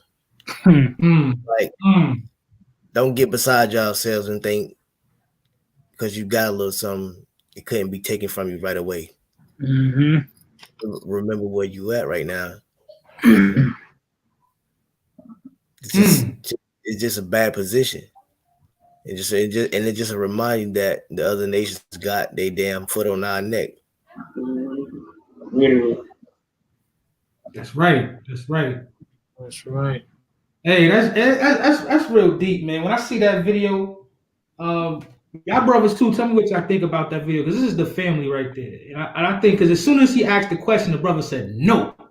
Like the brother is pissed. That brother was pissed. And yeah, and she was saying, you know, it ain't justice. You know, they should get life, you know, but they ain't gonna get life. Nah. Yeah, just like Amber not gonna get life. Yeah, they not getting life. And that ain't, and even that, it is that enough justice? They go they get sentenced and it happens. They catching the pill and bam, they out on some other charge. You know what I'm saying? Early. They don't even do a quarter of their time. Yeah, I mean, they not. Hey man, the system that they built, they not built to live in it. They wouldn't survive like that. Yeah, I mean, think about this. Think about this. As we say, like, oh, we want to go to war with these people, or we want to do this, that, and the third. I mean, are we really collectively? Are we really ready for that? You know? I mean, because look, I don't know the numbers, but I'm just thinking. Let's say like 60% or 50% of, you know, so-called Black people in America is on some type of government assistance, right? Like I said, I don't know the numbers. I'm just throwing some numbers out there. And we go to quote unquote war with these people. All they gotta do is cut off your food stamp. You ain't got no food, ain't got no milk, ain't got none of that. You know, you don't know how to grow your own food, so you can't do that. You don't know how to fish. You don't know how to do this, that, and the third. Damn near you can't shoot. You know, at the end of the day, like we're really not ready for that type of stuff. You know what I mean? You know, so like the brother was saying, like what can we do? You know, I mean, obviously we know, but the average Jake out there has no clue. You know. Hey, this brother, Tiny Timmy Jr. said it's time for our people to start governing ourselves with the Most High's laws. You know what I'm saying? He's what I can shoot. Oh god. Yeah, that's right, man. That's right. Hey, when it come down to it, man, you right, man. I told a brother all the time, right? I'm like, because he's I don't want to say a black identity, like he feel, black power. He's all into that, And I'm saying, okay, I'm with you, but at the same point in time, what happens when we do rise up? Like what kind of and say we overthrow our oppressors? How do we rule? What laws do we rule by? You know what I'm saying? How do we govern? You know what I'm saying? How do we establish a kingdom or a nation when everybody's against everybody else? That's the answer. I don't know, man. When I came into this truth, it just opened up my eyes, and I just said, "Yo, this is it. This is the answer. This is the answer to so many questions." Then it got worse. Then it got worse. But still, it still never stopped being the answer, though. Right. For me, it still never stopped being the answer. The answer to all the questions that I had before I came into the truth, trying to find out what's wrong with the church, trying to find out why the white man hate us. All the questions I had before that, this was the answer. This right here was the answer. It got all the answers in it. It's I don't know. It's just deep to me, man. It really is. I had a precept. Rob, earlier, did you read Psalm 55? No, I didn't. I'm gonna read some of this if y'all don't mind. I'm gonna just start at verse 1, and I'm gonna read down a little bit. It says, Psalms 55 verse 1. It says, "Give ear to my prayer, O God, and hide not thyself from my supplication. Attend unto me, and hear me. I mourn in my complaint, and make a noise." So this is not David. This is one of the other writers of Psalms, and he's complaining to the Most High. Verse 3, it says, "Because of the voice of the enemy, because of the oppression of the wicked, for they cast iniquity upon me, and in wrath they hate me. My heart is sore pained within me, and the terrors of death are fallen upon me. Fearfulness and trembling come upon me, and horror has overwhelmed me." Man, what's that scripture, man? They hunt our steps. That's in I think he just quoted that earlier. Yeah. Lamentations, right? Yeah, man. Lamentations, yeah. Yeah, they hunt our steps, man. It's a fearful thing to go outside for our children now. You know what I'm saying? Like, you really don't know what's gonna happen to your kid. Moving around in this world. Let your kid have your spirit. Like, yo, I don't like. Listen, man, I'm gonna stand up and protect mine. Let your kid have that spirit. You know what I'm saying? Esau will knock him out, take him out of here, or he'll be in prison for the rest of his life. You know? Salaki. And I seen this interview last night where some news station in Minneapolis, they was interviewing one of the brothers that, was, I guess, outside at the time during the riot. And the news anchor or whoever he was asked him a question. He was like, "What is it going to take for you guys to stop doing, what it is you're doing? What is it going to take you guys to stop?" And the brother was just like, I mean, it's not us. It's them. It's y'all. Y'all the reason why all of this is going on. Y'all are the reason why this is happening right now. And it's been going on and on and on in cycles. And y'all say that we do bad things, but it's y'all fault. Y'all are the cause. Y'all are the root cause of all the violence that's going on right now. Mm-hmm. When our brothers is killing each other, they're the root cause. It's on y'all. And the news anchor was confounded. Didn't know what to say. We cut off the video there. But this is going like the same precept you just brought out is, and I brought this out last week, but it's the same thing that Habakkuk was complaining about in chapter 1. Like I said, I brought this out last week, but I'm started Habakkuk chapter 1 and verse 2. It says, "O Lord, how long shall I cry, and thou wilt not hear, even cry out unto thee of violence, and thou wilt not save? Why dost thou show me in iniquity, and cause me to behold grievance? For spoiling and violence are before me, and there are that raise up strife and contention. Therefore the law is slack, and judgment doth never go forth. For the wicked doth compass about the righteous. Therefore wrong judgment proceedeth." It's just like same incidents over and over again happen over and over again.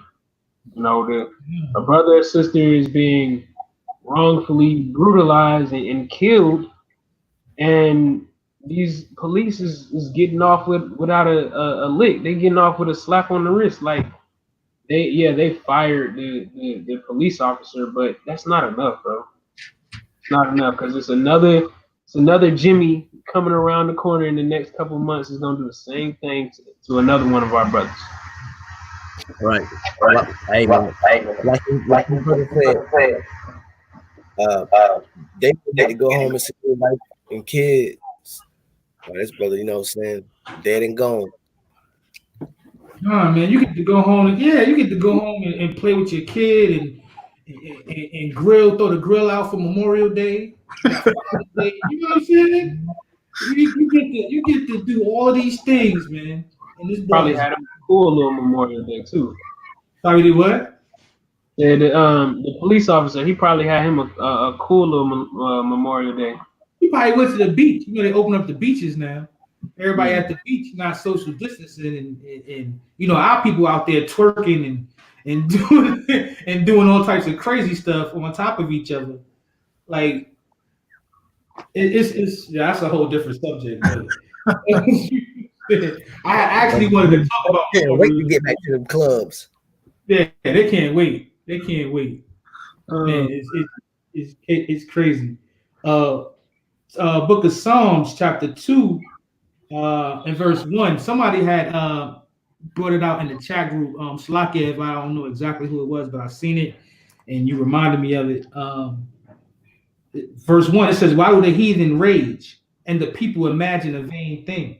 The kings of the earth set themselves, and the rulers take counsel together." Somebody else dropped that Psalms 83. Man, crafty counsel. You know what I'm saying? How you got 18 different complaints on you unless it's already been crafty counsel? And you ain't get nothing happened to you? I mean, did you really get a smack on the wrist? I mean, man, it's crazy. It says they take counsel together against the Lord and against his anointed. You know, not only do they take crafty counsel against us, but they take crafty counsel against our power, man, against the Most High. Right. That's a really deep concept for me, man. I mean, we could keep reading, but I think that's what I wanted out of that. Yeah. Yeah. Any precepts? Anything else? Hey. What scripture was what? I don't know what scripture you wanted, Corey Outlaw. I just read Psalms 2. I think he wanted to know what scripture you read, Malachi. Habakkuk chapter 1, 2 through 4. Habakkuk.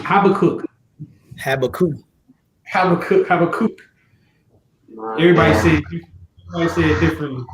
As long as you know that that's the scripture right before Zephaniah. right after Nahum. You probably don't even know it. Brothers probably can't find Nahum. Right after Micah, Nahum, then Habakkuk. Nahum. Habakkuk. Habakkuk. Yeah, that's how I be saying Habakkuk.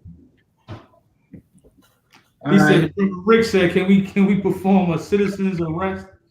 Oh, my bad. Can we perform a citizen's arrest on an officer killing someone in front of us like that? You can. You try. You can. Well, at least in California. Hey, that's what the white boys did to Ahmaud Arbery. Oh, we're doing a citizen's arrest. Citizen's arrest. For jogging through my neighborhood. Yeah. Citizen's arrest. Let's see. Man, I don't want to arrest you though. I want to take you out of here, Lord willing. You know? Let's see. Hey, I seen a guy say something about. I bet they had 100 cops standing outside their house. Man, they probably don't even live in that city. Those cops probably don't even live in that city. Right. I heard about, man, the area they policing. They probably don't even live. They probably don't live nowhere close to that area. Probably. Yeah. But they address, if anything goes crazy, I think they address get put up. So. Oh yeah, definitely. But you notice most of the cops, man, when they in the hoods and they in the low income communities, they don't live there. Yeah. They don't allow people who actually live in the community, for the most part. They don't allow people to actually live in the communities to work in those communities who know the people. You know what I'm saying? Listen, I know you. Back in the day, I don't know if y'all grew up like this, but back in the day, it's like, yo, I know your mama. You know what I'm saying? Like, I take you home right now. I know your uncle. I went to school with your cousin, with your older brother. You know what I'm saying? Don't take me home. Nah. That's what I was. You gonna be like, nah, yo, I'm sorry. You know what I'm saying? Nowadays, man, these dudes don't give a damn. Like, no, don't take me home. Don't take me home to my grandma. Grandma whoop your ass in front of everybody in the street. Yo, real quick. I was 13 years old. And I got caught stealing at Mervin's, trying to steal some shoes, man. They called the police, and first they called my mom, then they called the police. The police got there before my mom did. My mom came in there and just started whooping my ass in the middle of Mervin's. And the police was like, just watch. Just watch. It was like, that's what you get. You shouldn't be trying to steal clothes and stuff. I'll never forget it, man. I'll never forget it. Hey, I gotta since you said that story, I gotta tell this story, right? I was young and I called myself trying to hang out with some friends, you know what I'm saying? They wanted to steal a car. And that was the big thing in my little neighborhood back then. Everybody had a stolen car. My wife know. She looking at me like, yeah, because she's from my neighborhood. Everybody had a stolen car. They used to have the little bangers, the little joint you bang the ignition out. You know what I'm saying? You get a screwdriver. That was back in the day. Drive, huh? New Jersey Drive, yeah. I'm a little older than y'all. Listen, I was always a big kid. You know what I'm saying? And I got caught with the tool in my pants. Remember them pants that used to swish when you walk? You know what I'm talking about? You walk, you used to swish around. You probably don't remember. The windbreakers? Yeah, the windbreaker pants. Remember those? Yeah, you had the windbreaker suit? I had the windbreaker joints up. Man, listen, yo, the cops caught me with everything, with the tool, everything. You know what I'm saying? And the dude said, where you live at? I said, I live a couple blocks away. He took me home. My mom beat my ass to the point where the cop was like, yo, please leave that boy alone. Like, please leave that boy alone. Man, I always remember that, man. But Hey, it's Salaki, I don't want y'all all said send him the link. Come on. I got it. Why he talking about he was talking about going to the damn shooting range. Rick clowned me, said you had so you had the starter suit. I think it might have been a starter suit. It was a starter suit. I didn't think you was old enough, Rick. How you know about that? I remember the starter jackets. Yeah, I had the whole suit. So let's go on to the next topic, I guess. The next thing. Oh yeah, I think we went over that riots in Minnesota. Or do you want to go to that video too? I think that we already hit that because these are the earlier riots. These are the early riots during the daytime. These are not the fires. This probably should have went off first. But they've been rioting for a couple of days now. They was rioting during the daytime. You know, I don't know if you want to show it. You can. If not, you know, we can move past it. I know Adam want to come on, so you can show it just till he come on. Yeah, they probably gonna want to say something about this too.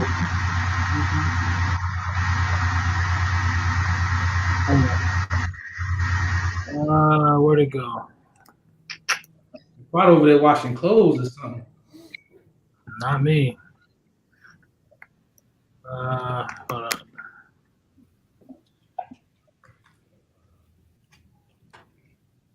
Fuck the police! Fucking Nazis! George Floyd!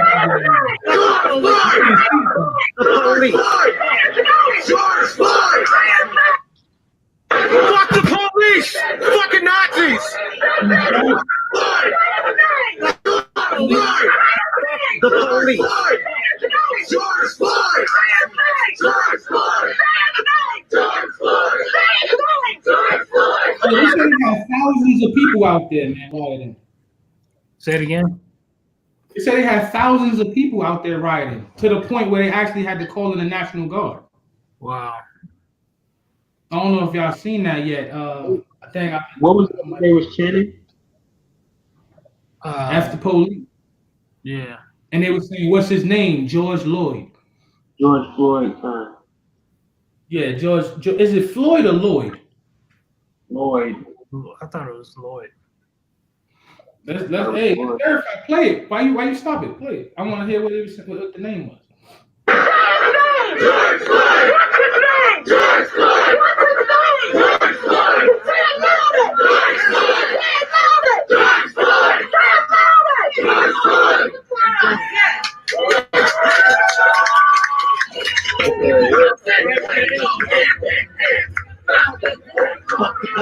White boys out there and everything, huh? Yeah, quarantine pro out there. They probably the reason why the brothers got shot. What you say? Yeah, I say with all Edomites in the crowd, a couple of COINTEL Pro out there. They probably the reason why somebody got killed. That damn protest. They probably was out there threw a brick and hit the damn police in the damn head. He started shooting the crowd or something, man. Man. Yo, sometimes they do that too, especially during the riots. They sit there and aggravate the violence. Mm-hmm. So, you know, they'll do that. They be in the midst of that, pushing that. Listen, we need to get these niggas in line. Let's get out there and start messing up some stuff. Blame it on the niggas. Blame it on these guys. Man, that's a real deep concept, man. Hey, let me bring out a preset while we waiting for Adawan. This is Exodus. I was just thinking about this 3 and 9.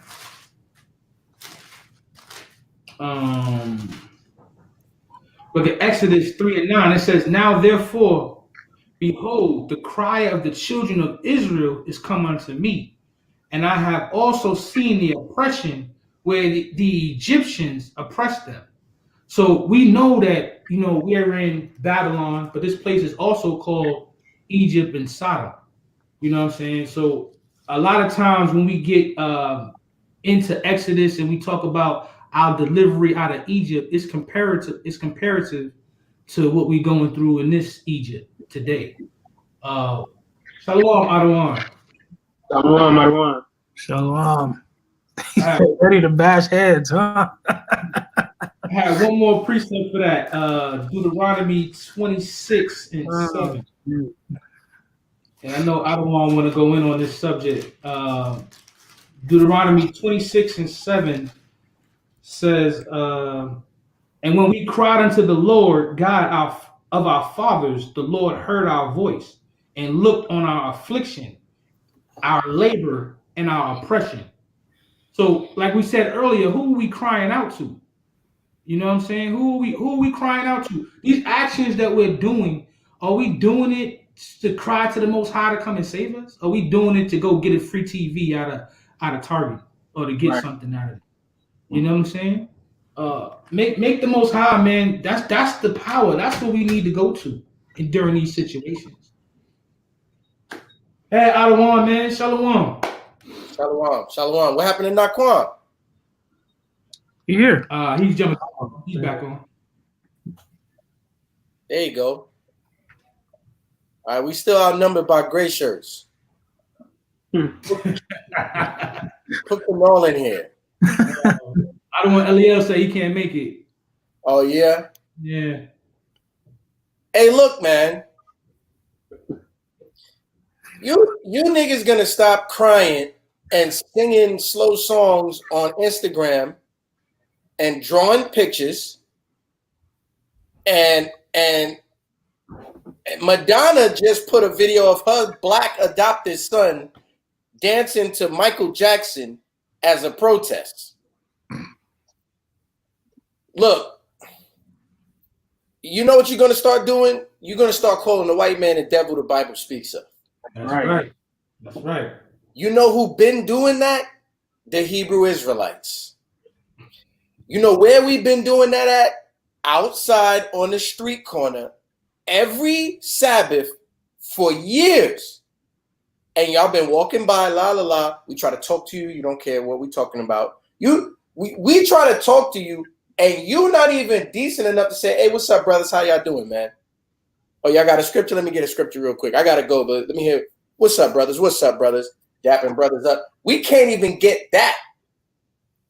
Our people don't even look in our direction. But now you all in your feelings crying on Instagram, on Facebook, on Twitter. And you know what Trump said? I'm going to take that away from you niggas, right?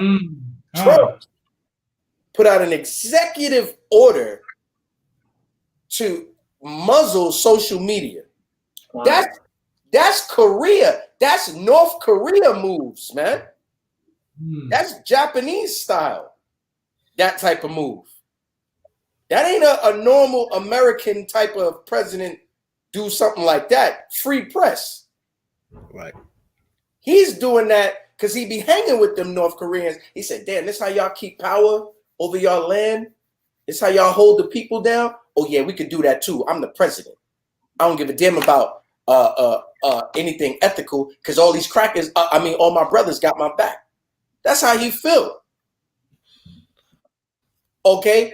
Listen to what I'm saying to you. Social media is making it so that these Edomite devils cannot get away. A cop is doing some brutality. Jake is not going to save his brother, period. But he's going to film. What you doing? He can't breathe. Let him go. Man, I'm going to get mad views on this. He goes, he puts it on social media. When he put it on social media, it goes viral.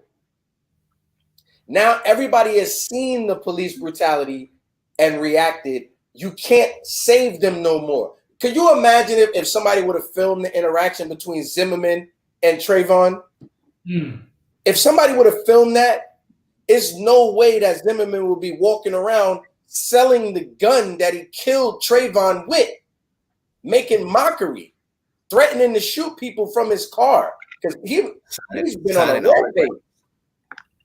You heard? What you said, Michael?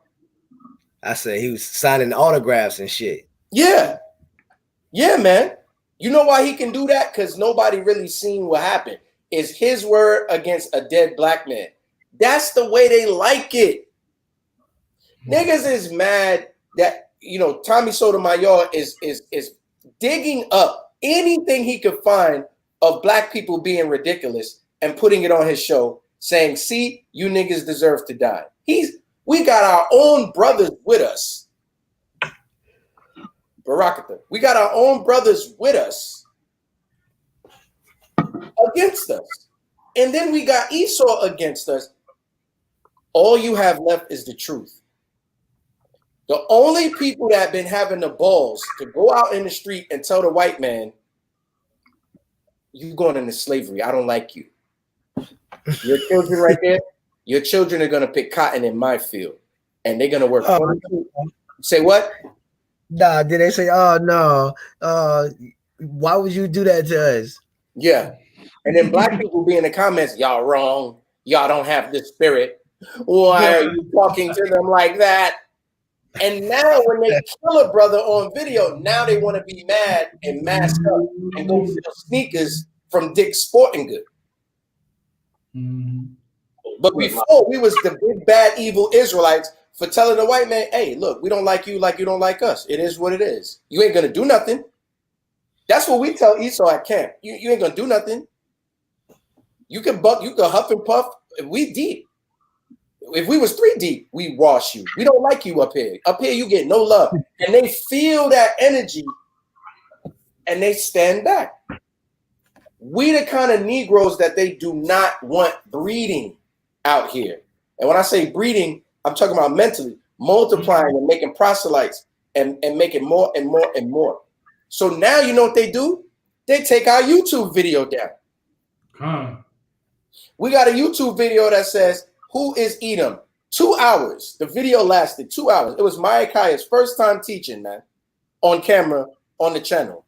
Maybe his second time. The video lasted 2 hours, man. There was no copyrighted material. There was no music. There was no violence.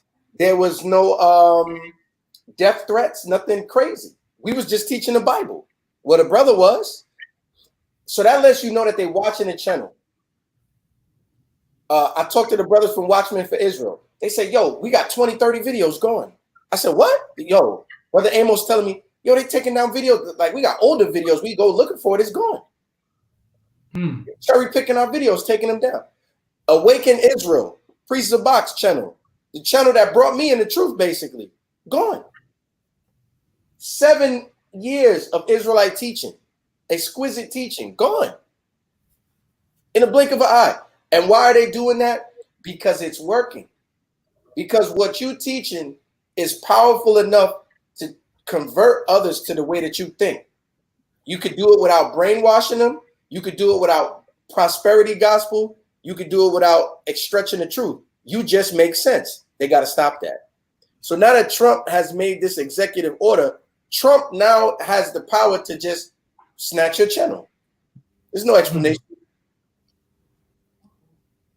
Trump could take your Instagram. Trump could take your Twitter. No explanation. You see a cop tonight abusing a sister, kicking her in the face. You film it and you put it on your Twitter or your Instagram. Twitter and Instagram is in league with Trump. They'll take your video down. Nobody will ever see it. You send the video to the authorities, it's lost in the shuffle. Wow. It's going to be impossible for them to find you to get the video from you because wherever you put it, yo, I got the video. They take that down because you have now these Edomites can't get away with being demons anymore, and now they have the excuse of, oh well, you know, we're protecting the innocent. The white Karen. I seen a post today that said Karen is equivalent to the N-word, but worse. It is not fair to white women, and it's taking their power away to speak up. I seen that. Wow. These Edomites is soft as baby diapers, man. They only tough when they come together and they use their power to take yours away. We haven't figured that out yet. We haven't figured out that we're strong together. Even in the truth, man. A sister out in Minnesota, I was watching her live earlier. A sister out in Minnesota, she's crying. Somebody's in the comments, but we don't need them camps out here, though. The sister said, I want you brothers to come and teach the people the truth out here. I've seen that. The people don't have the truth out here. The people need the truth out here. Musclehead brother in the comments. Nah, them camps ain't got the truth, sister. You need to come study with me. Come on, man. I watch another brother, Ratazan. He's speaking, teaching. From True Nation. Yeah, but Ratazan's not with them no more. He stepped away from that camp. I'm talking to Ratazan. He's talking about, yo, y'all niggas need to stop crying and looting and organize, man, behind this truth. Once we stay to ourselves and stop giving them our money and begin to make our own infrastructure for how we want to move, they can't do nothing to us anyway. Somebody in the comments, we already got the truth, though. You need to be with us. White people are not doing that to each other. Monkeys in the barrel.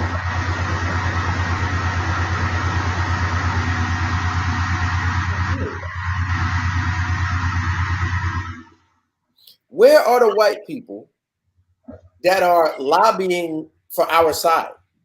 Like how we have black people lobbying for white people. Whenever it's time to come down on the Edomite's neck and put our knee on his neck, it's always a black person like, yo, first of all, Esau's not the white man, and it's not all of them anyway. And y'all brothers preaching hate anyway. Why does that happen? Where's the white person doing that when white people are being racist on their little comment boards and their radio shows? Where's the white person that calls in and goes, hey, you guys are being racist. Not all black people are like that. Not all black people are like that. And they're not all Bantu and they're not all African. Some of them are Israelites. Where's the equivalence? It don't exist. Because as much as you love your white friend, he loves his life in white America. He ain't trading that to be with you niggas, but you will trade everything to be with him. And that's why we got to get rid of you. That's why we got to get rid of you and stop talking to you. We got to stop trying to prove to you that you need to stop loving these devils and let you love them. And the devils will prove to you why you shouldn't love them. We're going to leave you to your own devices now. We're going to stop crying, marching, and protesting. We come into camp now, deep. And for the 5-6 hours that you at camp, 4 or 5 hours that you at camp, you're untouchable in the spirit of the Most High. Let it run up with 100 Israelites with fringes on deep. You think it's gonna go like how it went with that brother?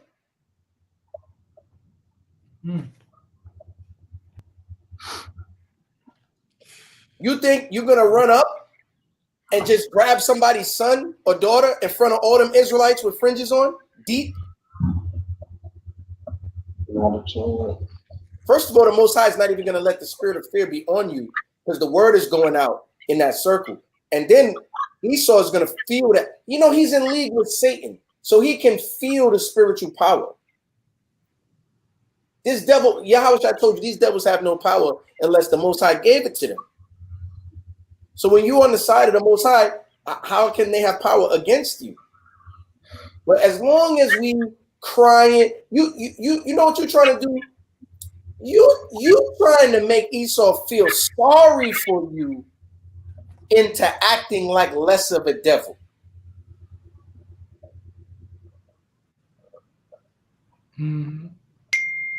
Why would he do that?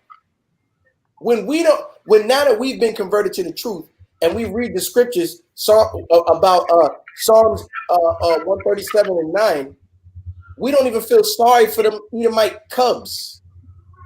Nope. Those Edomite puppies, we don't feel sorry for them. We waiting for the day. We licking our lips, relishing the thought. How's that gonna go? So you think they feel sorry for you when you crying? Oh, why y'all do that to him? Why y'all kneel on his head and do that to him? They don't feel sorry. Did that white woman feel sorry when she said an African American man is threatening me? You think she felt sorry for what would happen to the brother when the police showed up? No. And what did she do? She said, "Oh, he threatened me. I was afraid. It had nothing to do with race. This is ruining my life." And then we have the black woman, Candace, the black conservative young lady that T.I. was spazzing on. Her name is Candace. She took to social media to chastise black people for calling her Karen and making her lose her job and come under scrutiny for what she was caught on camera doing. Our own people. Our own people. Yahushua told you, a nation dividing against itself cannot stand. Not even Satan's kingdom can stand. So you think ours, which is already on sand, is going to be able to stand, and we in here lobbying for our own enemy to be able to be racist? Y'all going to stop crying. Y'all going to stop slow singing. You're going to put on your Hebrew Israelite attire, and you're going to come to Woodruff Park in hell where we teach at, and you're going to be out there with us. And we're going to say that every time the devil walks by, we're going to point him out, and he appears, and tell him he's the devil the Bible speaks of, and the Most High is going to destroy you, your kingdom, and your lineage, so there'll be none remaining. And everybody's going to say, that's right, and we feel good.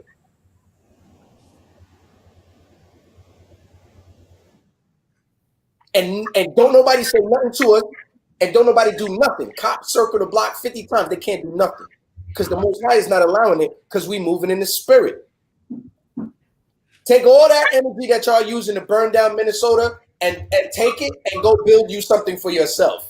And then when the white people come to burn it, because they will, then you tear their ass up. And the Lord will be with you. Because you in righteousness, the Most High is behind you.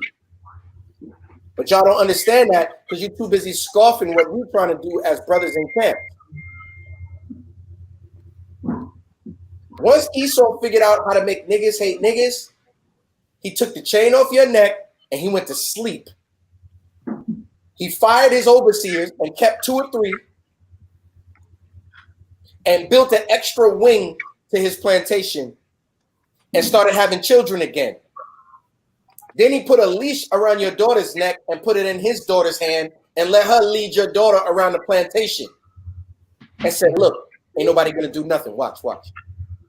And when one of you said, hey, this is not right, another nigga came up and said, no. Y'all know we gotta stay in our place. Leave them alone. Leave them alone. And Esau said, well done. We have accomplished our iniquity. These people are finished. They're going to be destroyed for at least 400 years. I know our time is short. You know, when they have their satanic meetings and Satan is there and he's giving them the playbook, you know, he's going through the plays and say, okay, this is what kind of wickedness y'all going to do this year. And the demons is telling them, look, you got this much time before these niggas wake up. So you better do this, and this. Maybe this will extend your time so that we can be free in the earth. He wasn't able to do that until we came against each other. So as long this video might get taken down in 2 hours, as long as this video stands, you're gonna stop hating and I don't know what's going on right now. You see brothers disappearing out the stream. You see what I'm saying? I know you see this. Let me add them together. Brothers disappearing out the stream, you know. As long as this video stands, man. Yo, I'm on the Wi-Fi, so my connection kind of is messed up. I have to plug my damn hard line. It's Esau. It's not you, brother. You are a righteous Israelite. I believe that too. I believe that too. I was just thinking that. Esau, kick me out. Hey, look, man. We don't like you. We don't like you, devils, man. Straight up. And we're not bad people for not liking you. Y'all are racist and petty. Whenever we get mad, you say we violent. So here's what you want. I'm getting beat over the head. I blocked the dude beating me over the head and cross his jaw. I'm violent and full of hate. Here's what you want me to do. I'm getting beat over the head. Please stop beating me over the head. I'm getting beaten harder over the head. What can I do to move you to stop beating me over the head? I'm getting beaten over the head more. I die. I teach my kids, don't do nothing to them or they'll beat you over the head. That's the kind of nigga we like. Now, here's the flip side. I'm getting beat over the head. I catch the stick, look at the stick, and look at this corny devil. I grab the devil and I beat him over the head, and I'm looking around, who's gonna stop me? I'm a monster. I'm full of hate. That's white people's logic concerning our oppression. You was getting beaten over the head. Okay, it's not good, but I didn't beat you over the head, and you need to forget about that beating. That's what that. Yeah, it's resisting arrest if you block. Yeah, kind. So now you know what we're gonna do? We're gonna stay away from you, devils. Number one. Number two, we're gonna put the iniquity away from us. Esau likes excuses. Bam, bam, killed a nigga. He wasn't even armed. Yeah, but he was smoking weed. I found weed. Wait, but you killed him. Look, yeah. Stop. I found weed. Bad people. Very bad. Terrible. Okay. Very bad. Okay. I found weed. That's the way they play, man. Go ahead. He did something 5 years ago. Yeah. That's the new one. Okay. Bang, bang. Kill a nigga. He was unarmed. Why did you shoot him? Well, look, 5 years ago, he was shoplifting. Okay. His mother beat him in the store, too. It's on camera. All right. I think his name is Shaquat, okay? Shaquat, right? He's one of those black Hebrews, okay? Those guys teach hate. Wait, stop, time out. You killed him, and he wasn't doing any. Look, very bad people, very bad, okay? All right? He was probably dangerous. White people love that excuse. They go to sleep better. When they have that excuse, they go to sleep, man. Because white people hate themselves. You know, that's why they always want to tan and they always stealing our swagger. They hate themselves. They look at themselves in the mirror like, damn, I'm corny. Look, I have no lips. I'm a corny devil. They don't like that. So what they do is they need justification for when something bad happens to a Negro, because that's more reason for them to hate themselves. As much as you don't want to admit it, they're human beings, so they have guilt. So what happens is, when a nigga dies, they go, oh man, more racist shit. You say, oh my God, how am I? It turns out 6 years ago, he stole a bicycle. Very bad. Oh yeah. See, he was mixed up in that life. He probably deserved to die. It's not about racism, you know. That guy was stealing bikes, man. That's the way they justify. Let's flip that around. White kids in Idaho took a hanger and sodomized a special needs young boy who was the water boy on the football team. They sodomized him with a hanger. Then they brought boxing gloves to practice and put on gloves and made him fight them. Do you know how hard they was hitting that boy? You think they was just love tapping him and playing with him? No. They was checking his chin, and it was hilarious to them devils. If I right now was to go and get my rifle and see that white boy at Kroger and blast him for just coming near me, and is it gonna work if I go, hey, 5 years ago, he sodomized the young boy with a hanger? Very bad people. First of all, that news is not even gonna get admissible in court. And the media will block it and hide it to protect their own. We're the only people that do not protect our own. And our media helps incriminate us. Disgusting. So the Sons of Thunder Israelites come with a message tonight to say, get down with us. You don't got to join the camp, but be with us. Come down to Woodruff Park and stand with us and put that on camera. Get a plane ticket, come fly and stand at Woodruff Park with us and be with us. And when we say the white man is the devil, say that's right. Say it with us. That's right. Yo, that's all I got to say, man. These devils can't get away. Read their judgment. Obadiah 1:18. Because you want to take videos down now. So while the people are watching, read their judgment. Since you want to take videos down. Since you got 5 government agents watching our channel now. You're afraid of men with the Bible, you cowards. You're afraid of us, man. Your sons are shooting up schools, bombing places, building pipe bombs on the internet, and you loving little Tommy. You defending little Tommy's right to live, and he's an animal. We don't like you. We don't want to be with you. Read their judgment, man. Time. This is Obadiah, verse 18. And the house of Jacob shall be a fire, and the house of Joseph a flame, and the house of Esau for a stubble. And it shall kindle in them and devour them, and there shall not be any remaining of the house of Esau, for the Lord hath spoken it. It doesn't matter how many videos you delete. It doesn't matter how many. It doesn't matter. Because you can't get away from Yahweh Shema Mashiach Yahushua. That's right. And you're going to wear that judgment forever. And that badge of shame is going to be on you until you are annihilated off the face of the earth. Nobody likes you. The sun don't even like you. That's right. And now I've lost all sympathy for you. I can be normal. I can say please and thank you when you bag my groceries. I can say please and thank you when you're working on my car. If I need you for something. Look, now Kwama's like, nigga, why you going to Esau for your car? He's right.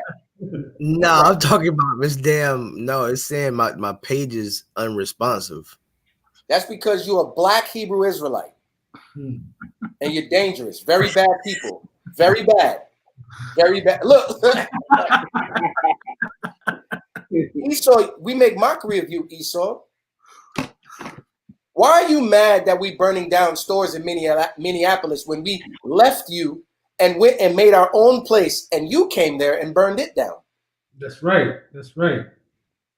You for someone that hates us so much, you want us near you. You want us in your vicinity. You desperately want to know what we're doing. You always want to be down. Can't even have a wicked ass black fraternity without white boys want to join it. Right. You always want to be down. We can't rap without you coming around. Now you want to rap. Leave us alone. We have the Negro leagues with the best players. And you know what you do? You show up with buckets of cash because you know niggas is starving. You can't play for the Negro leagues. You got to play in the major leagues. We come to the major leagues. Dusty Edomites is throwing rocks at us when we step the home plate. We can't stay in the same hotels with our teammates. I experienced this in my life as a baseball player.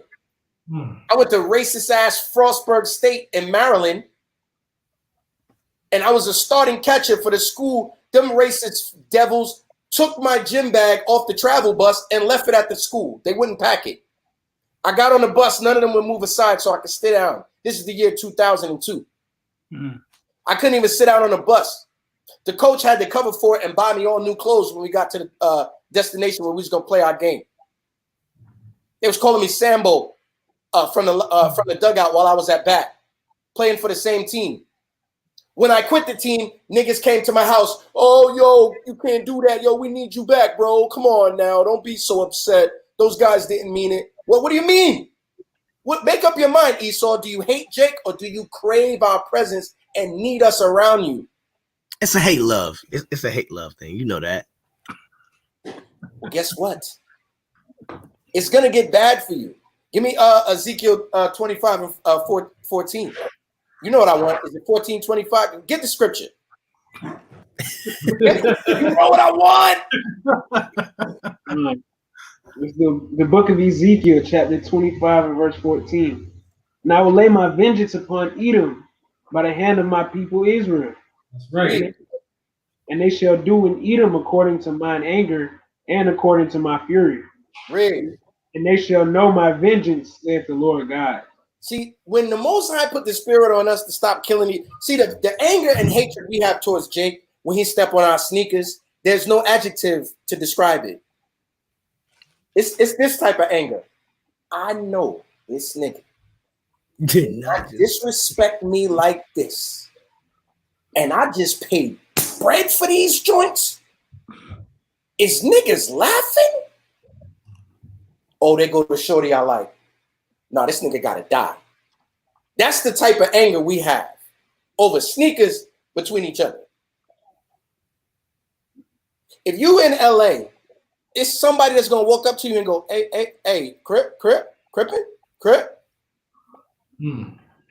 If you're in the wrong part of Jersey City, somebody gonna be like, what up, blood? What up, blood? You're because you wearing the wrong colors. That's East to West Coast on-site hatred. And you could die tonight.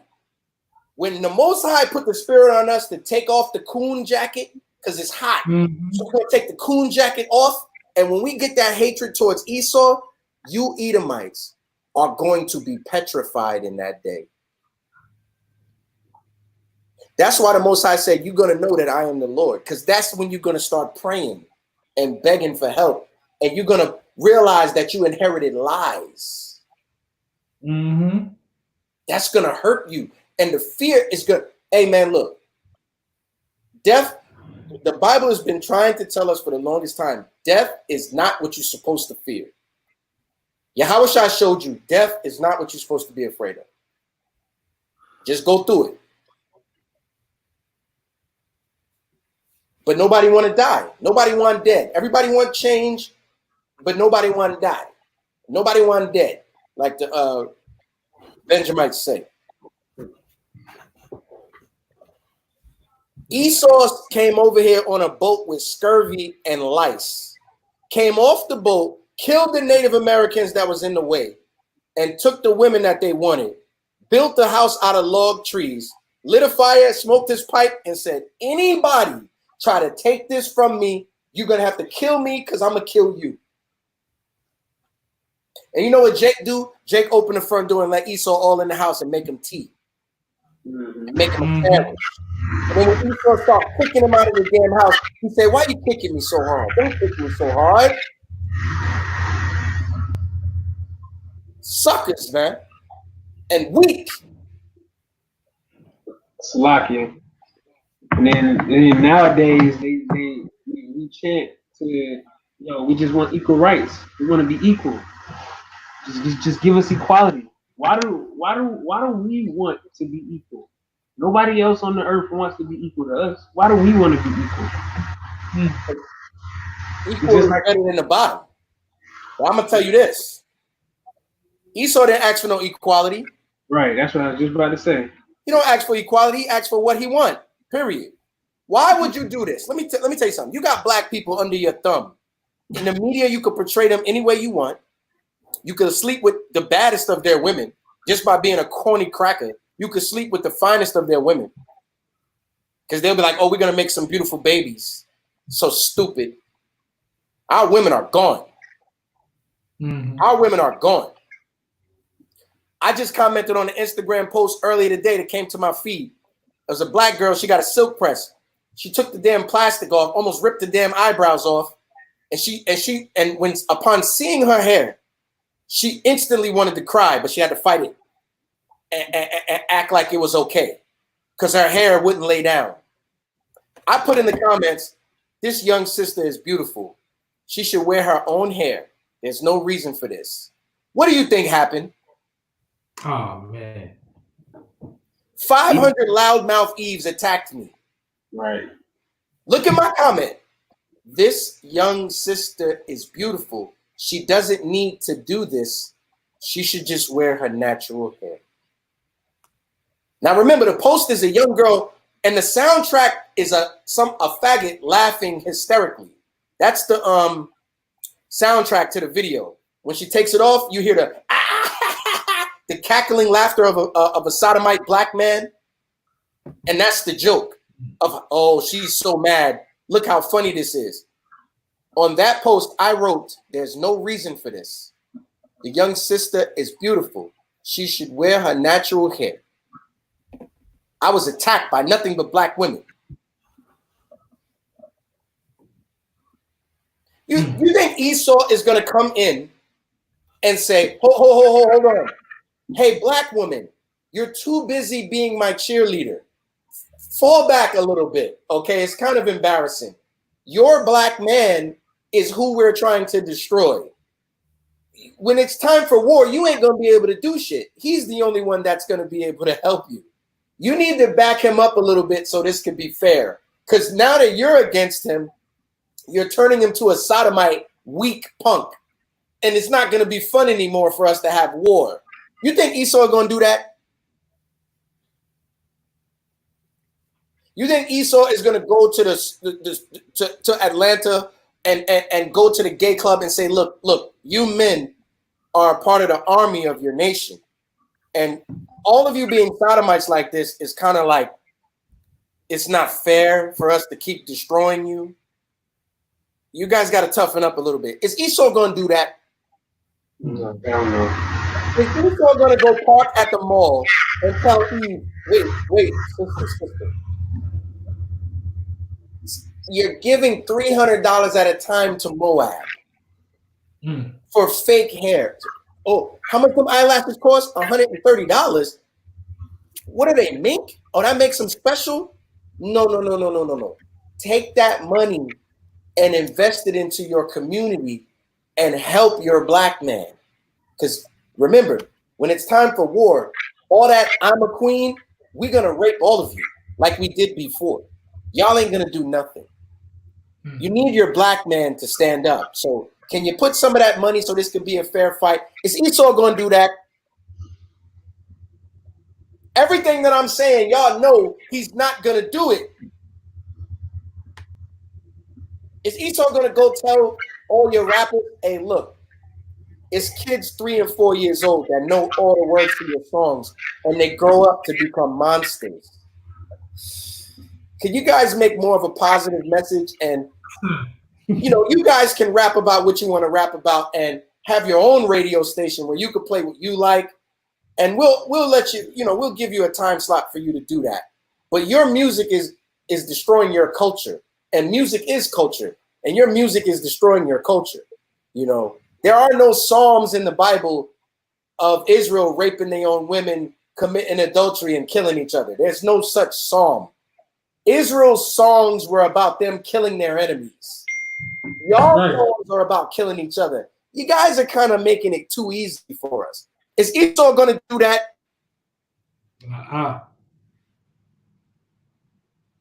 You're asking someone that has complete and total control over you to be nice, let you go.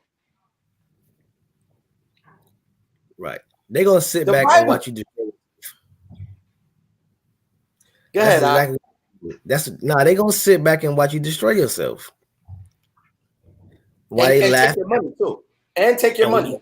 Right. Why they laughing and pointing like, look at these. Look at these things. $300 for a belt. I wear a Levi's belt. Give me your money, nigga. I'm going to buy bullets to shoot you with. They not playing, bro. We said this at camp. When the Most High gave you an adversary, he did not give you beginner mode, normal mode, hard mode, expert. He didn't do that. When the Most High gave you Esau as your adversary, expert, right away. You don't even know how to play the game yet. And it's on the hardest difficulty. Now imagine the game imagine every time you press the button in the game, you hit yourself while you're playing the hardest opponent possible. That's the life of the Negro.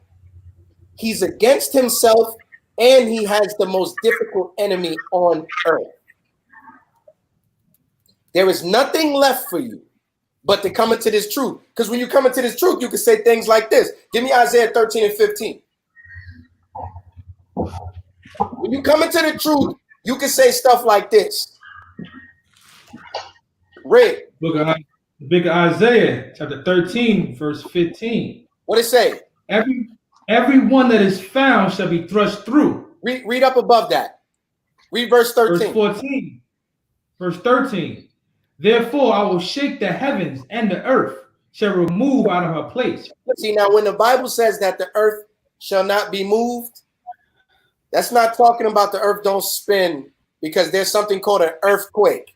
If there's an earthquake, the earth moves. So that scripture don't mean that. That's talking about the earth shall never be destroyed, even though it's in the hands of the wicked. It will stand forever. You can get that in the book of Ecclesiastes. The earth shall stand forever. Read on.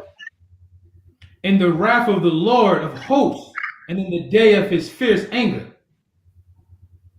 Now, what is the day of the Lord's anger? It's Ezekiel 25 and 14, when he gets his vengeance through us. Well, what's going to happen? Read on. Verse 14, and it shall be as the chased roe, and as a sheep that no man taketh up. They shall every man turn to his own people, and flee every one into his own land. Now, if you know about this scripture, you know that all that loving Esau that you're doing is not going to work in that day. In that day, all that Esau loving is not going to work, because Esau's going to be like, nigga, go over there. Why are you over here? Because I loved you my whole life. I'm Tommy Sotomayor. I destroyed and depicted my own people like animals to please you. Let me go with you. Read the scripture again, that second part. What it said? It says, they shall every man turn to his own people and flee every one into his own land. Every man is going to go to his own people, and every man is going to flee to his own land. Israel, where's your land? Where's your place of refuge? You don't have it. You displaced out of Jerusalem. You're in the lands of your captivity. You have nowhere to go. You know why you have nowhere to go? Because in this day, it's your turn to take everything back. You don't have to flee. In this day, you are the hunter, and they're going to be like the chased roe, or like the deer that they love to hunt. They're going to be the deer, or the sheep that no man protects, that's just out there for the mountain lions to ravage. That's going to be them. That's what the Most High is telling you. And guess what, Esau? You're going to drink of that cup double. Read on. Every one that is found shall be thrust through. Who's going to get away? Who's going to get away? Read it again. Every one that is found shall be thrust through. Come on. And every one that is joined unto them shall fall by the sword. And that's all you coons are finished in that day. That's right. See, y'all thought y'all was gonna. You know what the Tommy Sotomayor coons thought they was gonna do? Damn, niggas is winning. Because you know the Bible says the weakest of us is gonna be like David, and the mighty of us are gonna be like gods when that spiritual power comes down, man. When it's time to bring judgment to this place, man, because you remain faithful to the end. That's right. So you know what the coon's gonna do? They're gonna be like, yo, did he just pick that Edomite up by his face? Oh no, I'm running with Jake. I'm running with Jake. And what are we gonna do to them coons? Read. Their children also shall be dashed to pieces before their eyes. Y'all all is ready to bash heads. That's right. I don't want to be friends with you. I don't want your daughter. You don't have to worry about that. I don't want her. I don't want to hang out. I don't. When I wanted to be with you, when I was in my ignorance, you hated me. And now that I know better, I hate you with a perfect hatred. I count you mine enemy. See, your children cannot handle this. They put on a trench coat and go shoot up the damn school. But me, I can say please and thank you. I can whistle Dixie. because I'm waiting patiently on the Lord. Read it again. Verse 16, their children also shall be dashed to pieces before Come their on. eyes. Come on. Their houses shall be spoiled, and their wives ravished. See, you thought Eve, see, you know what happened, Eve? You forgot how Esau used to get with you. You forgot. Now, because you're stupid as hell, you think when Esau come up to you, hey, soul sister, you want to do the swirl? You feel like you made it. I'm so cute, even white men want me. That's Eve mind. I'm telling you. That's her mind. She craves the validation.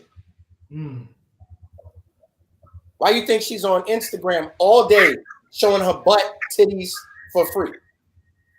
Fine as hell. Somebody would give up the kingdom to make her his wife. And she's on the internet showing her entire body for free. Why is she doing that? Because she's stupid as hell and she needs the validation to feel like something. So when the white man comes along, I seen it at the grocery store earlier. When the white man comes along, she feels special. She doesn't understand that she's special automatically because she's an Israelite woman. Because she's so far away from the truth and her mind is gone. See how Esau used to get you? He used to pin you down. He used to lift your dress. He used to pull your bloomers down. You had bloomers on. And he ripped them. And the more you scream, the more turned on that devil was. And he beat you while he raped you. And when he was finished, he said, nigga, you better not tell nobody. Especially not my wife. Eve, you forgot that. Northern Kingdom, y'all forgot Northern Kingdom. Ooh, because they was cruel to you. They made you a movie, Dances with Wolves. They made you a movie, Last of the Mohicans, and now all of a sudden, Gad think the white man is her lover. Pocahontas. Gad think, well, if I get with the white man, Mr. John Brown, it means that I'm accepted and I'm special. Yeah. Ask Ephraim. Ask Simeon. Ask Manasseh. Ask Asher how they feel when a white man wants to be with them. They're so happy. They even start talking different. But he used to take you. He didn't ask for you. He used to kill your fathers and take you. And y'all have forgotten. And now the woman has gotten up above the man. So now we have the woman is over us and she don't even know what's going on. You think the white man is going to help reverse that situation? Yeah. That's read it again, Book of Isaiah, chapter 13, verse 16. Their children also shall be dashed to pieces before their eyes. Come on. Their houses shall be spoiled, and their wives ravished. And right now you're dealing with the spoil. That cracker that killed a brother in Minnesota, there's 100 armed police officers surrounding his house right now in riot gear. In riot gear. You see how Esau protects his people? Who protects the Israelites that teach on the streets and tell the truth? Where's our army surrounding us saying you can't come close? You touch any of these brothers with the Mitris on, you're going to die today. Where's our army? Salakia. Psalms 34:7. Yeah. The angels of the Lord encampeth around those who fear him. The Most High is our army. The Most High is our army. The Most High is our army. That's right, brother. We know that. We know that. The average Jake is too busy trying to save Esau with the Bible to understand that Esau is his mortal opponent.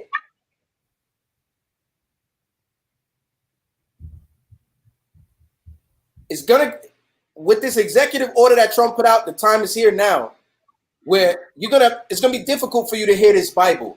Prophecy fulfilled. Amos 8 and 11. Y'all read it already? Read. Right. You Edomites gonna tap dance for me while I eat grapes. I'm gonna be a cruel master. Cruel. But I got it under control. I'm not gonna Dylan Roof. Who wait a minute. Dylan Roof.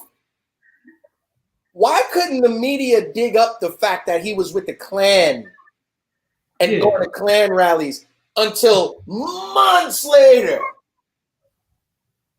When Ahmaud Arbery got shot 2 weeks later, they got video from 5 years ago, body cam, of him getting in trouble in a grocery store parking lot. Because Esau loves to protect his people. But our people, we're not digging up none of that info that work in the media. And you think Esau is just going to give it to you? Yeah, this kid was truly a devil. Of course not. You know how much power it is in saying an African-American man is threatening me? How much power that white woman has when she says that? That's right. Read the scripture. This is the book of Amos, chapter 8, and verse 11. Behold, the days come, saith the Lord God, that I will send a famine in the land, not a famine of bread, nor thirst for water, but of hearing the words of the Lord. There's going to be a famine of hearing the word of the Lord. They already deleting our videos. That's why I'm saying everything I want to say now, because if they take it down, it's already been said, and 102 people seen it, they could go and spread the word. Esau, you're going to work 22 hours a day. And you are going to live 1 hour away from me because I don't want to smell you. When you get off work, you have 1 hour to get home. That's 23 hours. You could peek in the door and say hello to your family, and your ass got 1 hour to get back to work. And if you late, I am putting the dogs on you. This is going to be your life. Double. We're going to give you double as you have served us. Read on, brother. And they shall wander from sea to sea, and from north even to east. They shall run to and fro to seek the word of the Lord. See, I want all Israelites to understand this. You are not appreciated now. But the time is coming where you are going to be the top celebrities in the entire earth. You're not appreciated right now.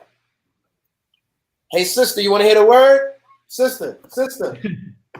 Nah, I'm good.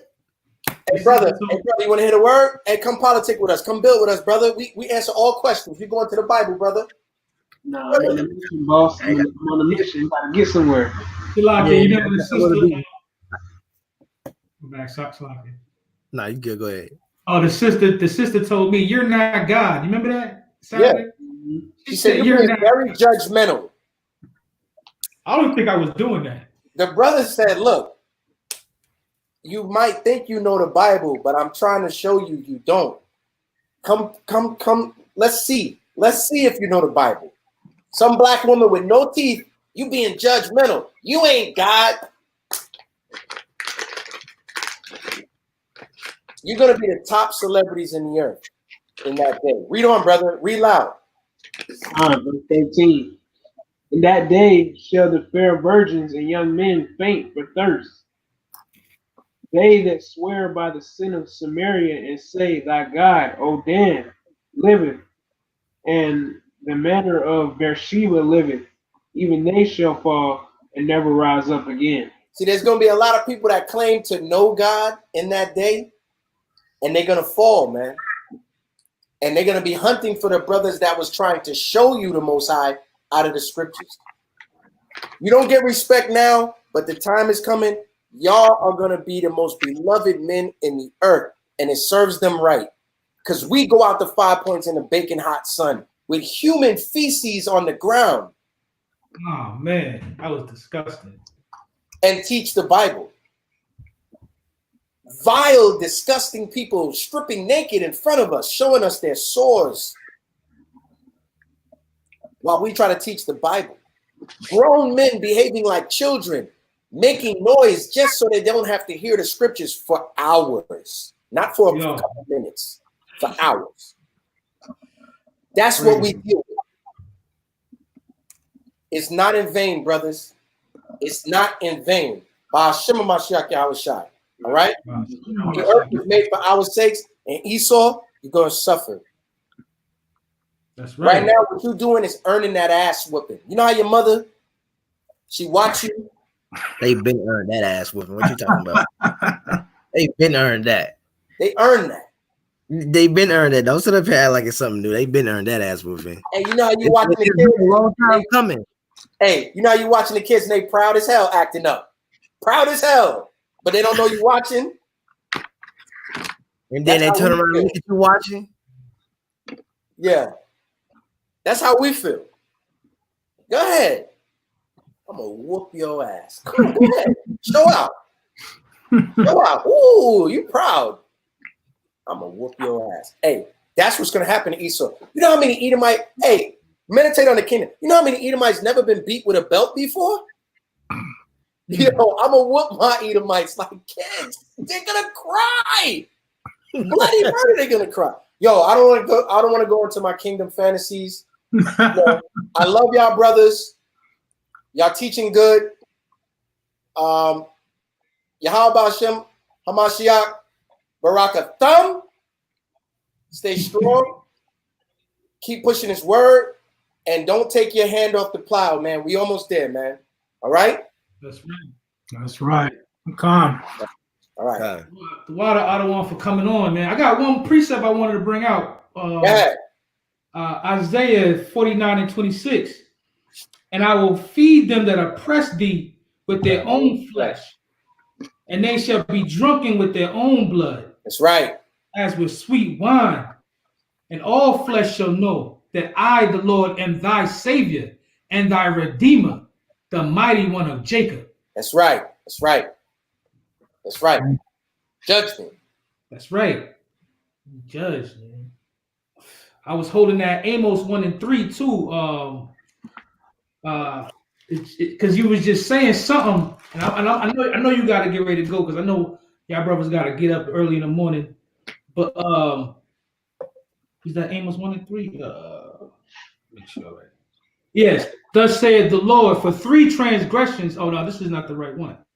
Which one is that? One in 9. My bad. Slacky. Yeah. 1 and 9. Thus saith the Lord, for 3 transgressions of Tyrus, and for 4 I will not turn away the punishment thereof, because they delivered up the whole captivity to Edom, and remember not the brotherly covenant. Verse 11. Thus saith the Lord, for 3 transgressions of Edom, and for 4 I will not turn away the punishment thereof, because he did pursue his brother with the sword, and did cast off all pity, and his anger did tear perpetually. And he kept his wrath forever. That's what I really wanted. That's right. Block it for pulling the wrong. Yeah, man. Perpetual hatred they have for us, man. And they pursued us perpetually forever. And they still pursuing us. God. But, and they don't care about our young or our elderly. As you can see. God. You know what I'm saying? That's right. Hey, the water to all y'all, man. I don't want to kind of brought the lesson out tonight, and and we was kind of focused on everything that was happening in Minnesota, and that's kind of like where me and Shaquat was kind of vibing off, thinking that we was gonna spend a little time on that. We gonna ask Naquam to come. I don't want Naquam to come on again next week and give his testimonials. We really want to hear it. In the row, we didn't get a chance to get that. Yeah, we want to. Look at this comment. Hey, look at this comment, man. The sister said she heard fringes are not lawful because the Most High has put the law in our hearts. You see what nonsense people is teaching out there, man. That's why it's so important the work that y'all doing, man. Hey, can y'all edify that sister and then go into what y'all talking about? Just for an example. But I gotta run, y'all. Hey, I love y'all brothers, man. I'm gonna see y'all Friday. Slacky, some of y'all Friday, and I'm gonna see all y'all Saturday, Lord willing. Fine. Y'all Shabbat. Y'all about to we gonna go right. Go ahead, I don't want. I just want to let you guys say. Come in. Move it. We don't like you. Shalom. I don't want to brought it out. You know what I'm saying? That viewer number jumped up like crazy when he jumped on. I don't know if y'all seen that.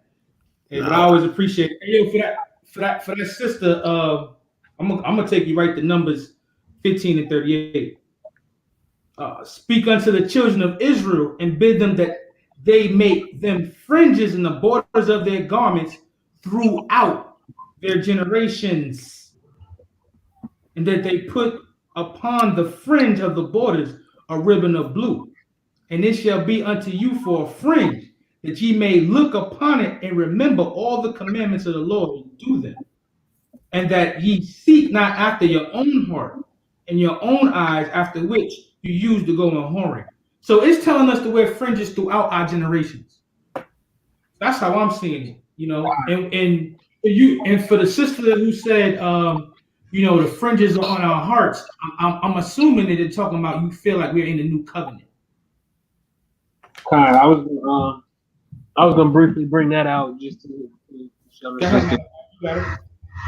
Kai, just to show the sister that it's not that time yet. We're not in the new covenant yet. You know, it's two different places where you read what's going to happen when the new covenant is installed. And I'll just go to Hebrews 8, but to just bring the point out, we're not in the new covenant. All right, the laws are not in our hearts just yet, and it's evident, very very evident that the laws are not sown in our hearts. But yeah, I'm just bringing out Hebrews chapter 8 and verse 8. For finding fault with them who said, behold, the days come, saith the Lord, when I will make a new covenant with the house of Israel and with the house of Jacob. The house of Judah.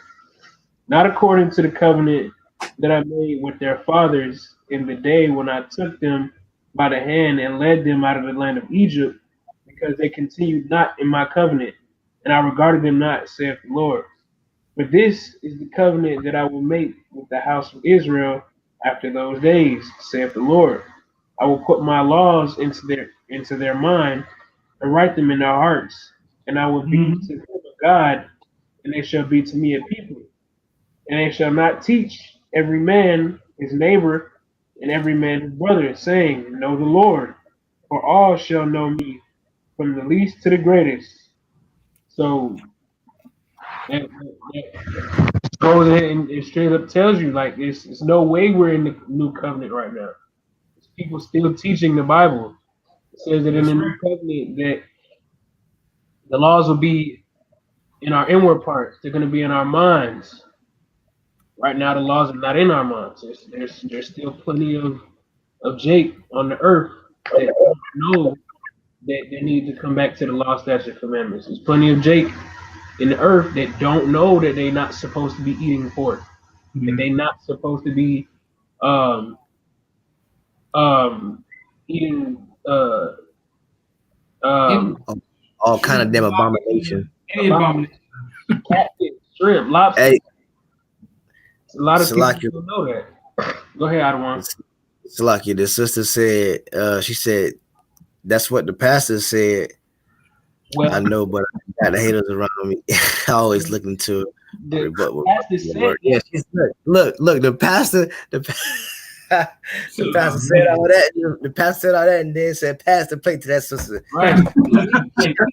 he straight up contradicting himself right there. He straight up contradicting himself. The pastor is telling you we in the new covenant while y'all are in the church learning the Bible. When the new covenant says that you're not gonna have to teach no more. Right. Right. A brother said in the comments. That's how you know it's not in our inward parts yet, because every person ain't got it, and plus you see niggas out here running into the O'Reillys trying to steal brakes for their car. Hey, Shalakia. Hey, brother Joel Gandy Jr. Tawada to all the brothers that donated Tawada to all of y'all. I got one thing I want to say about the scripture you just brought out. They froze up. Can y'all hear me? Nah, we can hear you. Okay, I wanted to say something about the scripture you just froze up. What froze up? I think Shaquat froze up, but we can still hear you and see. Okay.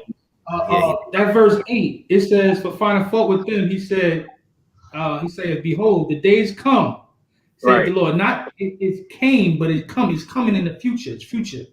Right. You know, said the Lord that I will, future again, make a new covenant with the house of Israel and with the house of Judah. So is your pastor teaching you that the new covenant is with the house of Israel and with the house of Judah? Spiritual Israel, man. Spiritual Israel. Oh, man. Don't go there. Don't go there. Yo, that kills me. Yo, how can you spiritually be somebody's nationality? Oh, man. Explain that. How can you be somebody's spiritual nationality? That is funny. Hey, your pastor got to explain that. Your pastor got to explain that. And don't let him give you that Israel crap. Tell him to explain the scripture right there. Slaki, this sister said she don't do Christianity. She said it was shown. She said she was showing this in a video. Pastor, yeah. Oh, yeah, kind. Yeah. That's man. Hey, that's a brother who got a compound down here. He got a compound here in Georgia. He built up compounds all over the. Yeah. He got Edomites in his church. Because he teach the Edomites are Arabs, but we're not gonna get into that. We're not gonna make him a big topic. But yeah, the brother has knowledge on economics. It's just that when he get into the scriptures, sometimes some misconception. Yo, ain't that what our people though? Ain't that our people though? So one person got economics, the other person is the herbalist, another but their mind state is just so far off, like we can't find a common ground. I mean, yeah, it gets to a certain point, and then it's just like, yeah. Well, at this point, I gotta go my way. You go your way. You know what I'm saying? Hopefully, we meet back up. Mm-hmm. You know what I'm saying? And Yahweh Shai is gonna bring it all back together again if that's His will. You know what I'm saying? I believe that. The scriptures say you're gonna have that pure doctrine in Revelations 22. I love that scripture. That pure river of life, a pure river of water coming out of the throne. That's that pure doctrine, man. I can't wait to get it. Understand fully the mysteries. Hey, but listen, y'all. I appreciate having y'all on the show. I know Brother Shaquat froze up because he probably left us. No, he's still here. He's still here. Yeah. What you mean? Oh, yeah, your picture's frozen. We can't. It's not frozen. No, it's not frozen no more. Oh, okay. I thought y'all frozen up on me. I see a still picture with that brother. But still, I appreciate y'all brothers coming on the show, man. Adawan Naquam, this is the second week. We gotta get you next week. Yo, man. Yo, you let y'all all go on, and that man will keep going. I'm telling you. And he was bringing it out. I can't tell him to stop when he's saying truth. You have to. Hey, you be like, yo, brother. Hey, everything he said was true. So I ain't even mad at that. Like, I know, he be doing the same thing at camp. Yo, you have to stop him. You're like, yo, hold, brother, I got it. You got it. Look, he say Salaki, you be like, hold on, look, hold your precept. What's second Edris say? See if you can get spiritual white privilege. Nah, we can't get that. We can't get no spiritual white privilege. Right. Grab Romans 10:1 for me. He getting that. Shoot, I remember one camp we was doing camp with the brothers from Sakari. Hassad brought out, he was like, well, if if other people can be spiritual Israel, I want to be a spiritual white man. Let me go take out a business loan and because I'm spiritually white. I'm a spiritual Caucasian. Let me get spiritual white privilege. And you see what he just posted? The next time the police pull you over, tell them you are spiritually white. See if they let you go. That's funny.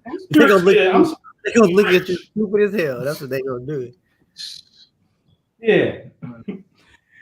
Hey, listen, y'all. Don't forget we got tomorrow. I don't know who's teaching tomorrow, but we got tomorrow. But I think he's teaching tomorrow. But remember, last week he said that he wants to get the call back straight.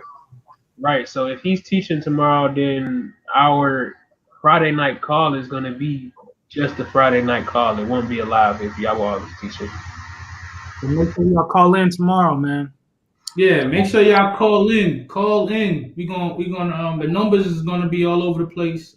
Make sure y'all call in tomorrow at 8:30 for our Friday night class. I don't think we're gonna do YouTube if Adawan is gonna teach. So y'all listen. The edification is gonna be wonderful. We know we do. We know we got first fruits Saturday. All those brothers. I don't think we're doing this the women and children just yet. We're still trying to keep y'all safe. But all the brothers, if you haven't sent the email, send the email to Sons of Thunder Israelites at gmail.com. And Lord willing, we can see you out there. The Sabbath we're gonna have a camp. We're not gonna be there all as long as we usually be there, but we're gonna be at Woodruff Park Saturday at 3:00 downtown Atlanta. So if y'all want to come and fellowship with us, hey, more than welcome to. Monday, we got Milk Mondays with I don't want Eliel. Get up on that. He constantly bringing that heat, that fire information. For those who seeking that, man, he's bringing it. So, we trying to do the work of the Most High and uplift y'all and put that work in. So, the water for just fellowshipping with us and joining us, and we appreciate y'all. We love y'all. People in the comments asking for a number for. Oh, I think I have it on one of the flyers. Okay. While you getting that, Malachi, I'm gonna read the scripture I like to read before we end this out, and Shaquat gonna finish us off with that Romans 10:1. This is Isaiah 61:1. The Spirit of the Lord God is upon me, because the Lord have anointed me to preach good tidings unto the meek. He has sent me to bind up the brokenhearted, to proclaim liberty to the captives and the opening of the prisons to them that are bound, to proclaim the acceptable year of the Lord and the day of vengeance of our God, to comfort all that mourn. I really feel like that's what the Spirit of the Most High has put on us to spread this good news. That all we gotta do is come back to Him, repent from our sins, man, and with a whole heart, man, we can be saved. There is hope. There is hope. Our hope is in the Most High.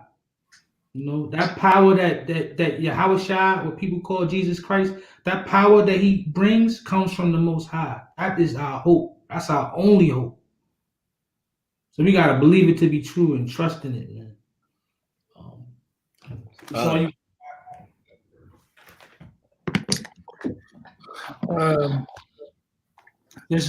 You want me to read the Romans 10? Come, babe. Before you read that, hey, the brother just posted the number in the chat group and the code. So everybody write that number down if you can. Call in tomorrow. Put that code in. Y'all will all put that up there? No, I did. Oh, okay. Yeah. Yep. Yeah, make sure y'all call in tomorrow. If you're on the West Coast, it's at 5:30. Go ahead, Shaquat. This is Romans chapter 10, verse 1. Brethren, my heart's desire and prayer to God for Israel is that they might be saved. Con. Yeah, that's our heart's desire and prayer, man. And all of y'all, all of Israel, man, to be saved. Hey, yo, Squatter for joining us, man. I'm brother Aharon. We got Adawan Naquam. We got Soldier Malachiah. And we got Soldier Shaquat. And we are the Sons of Thunder Israelites. And this has been Thursday Night Thunder, TNT. Shalom, brothers and sisters. Shalom. Om Yasharala. Om Yasharala. Yasharala.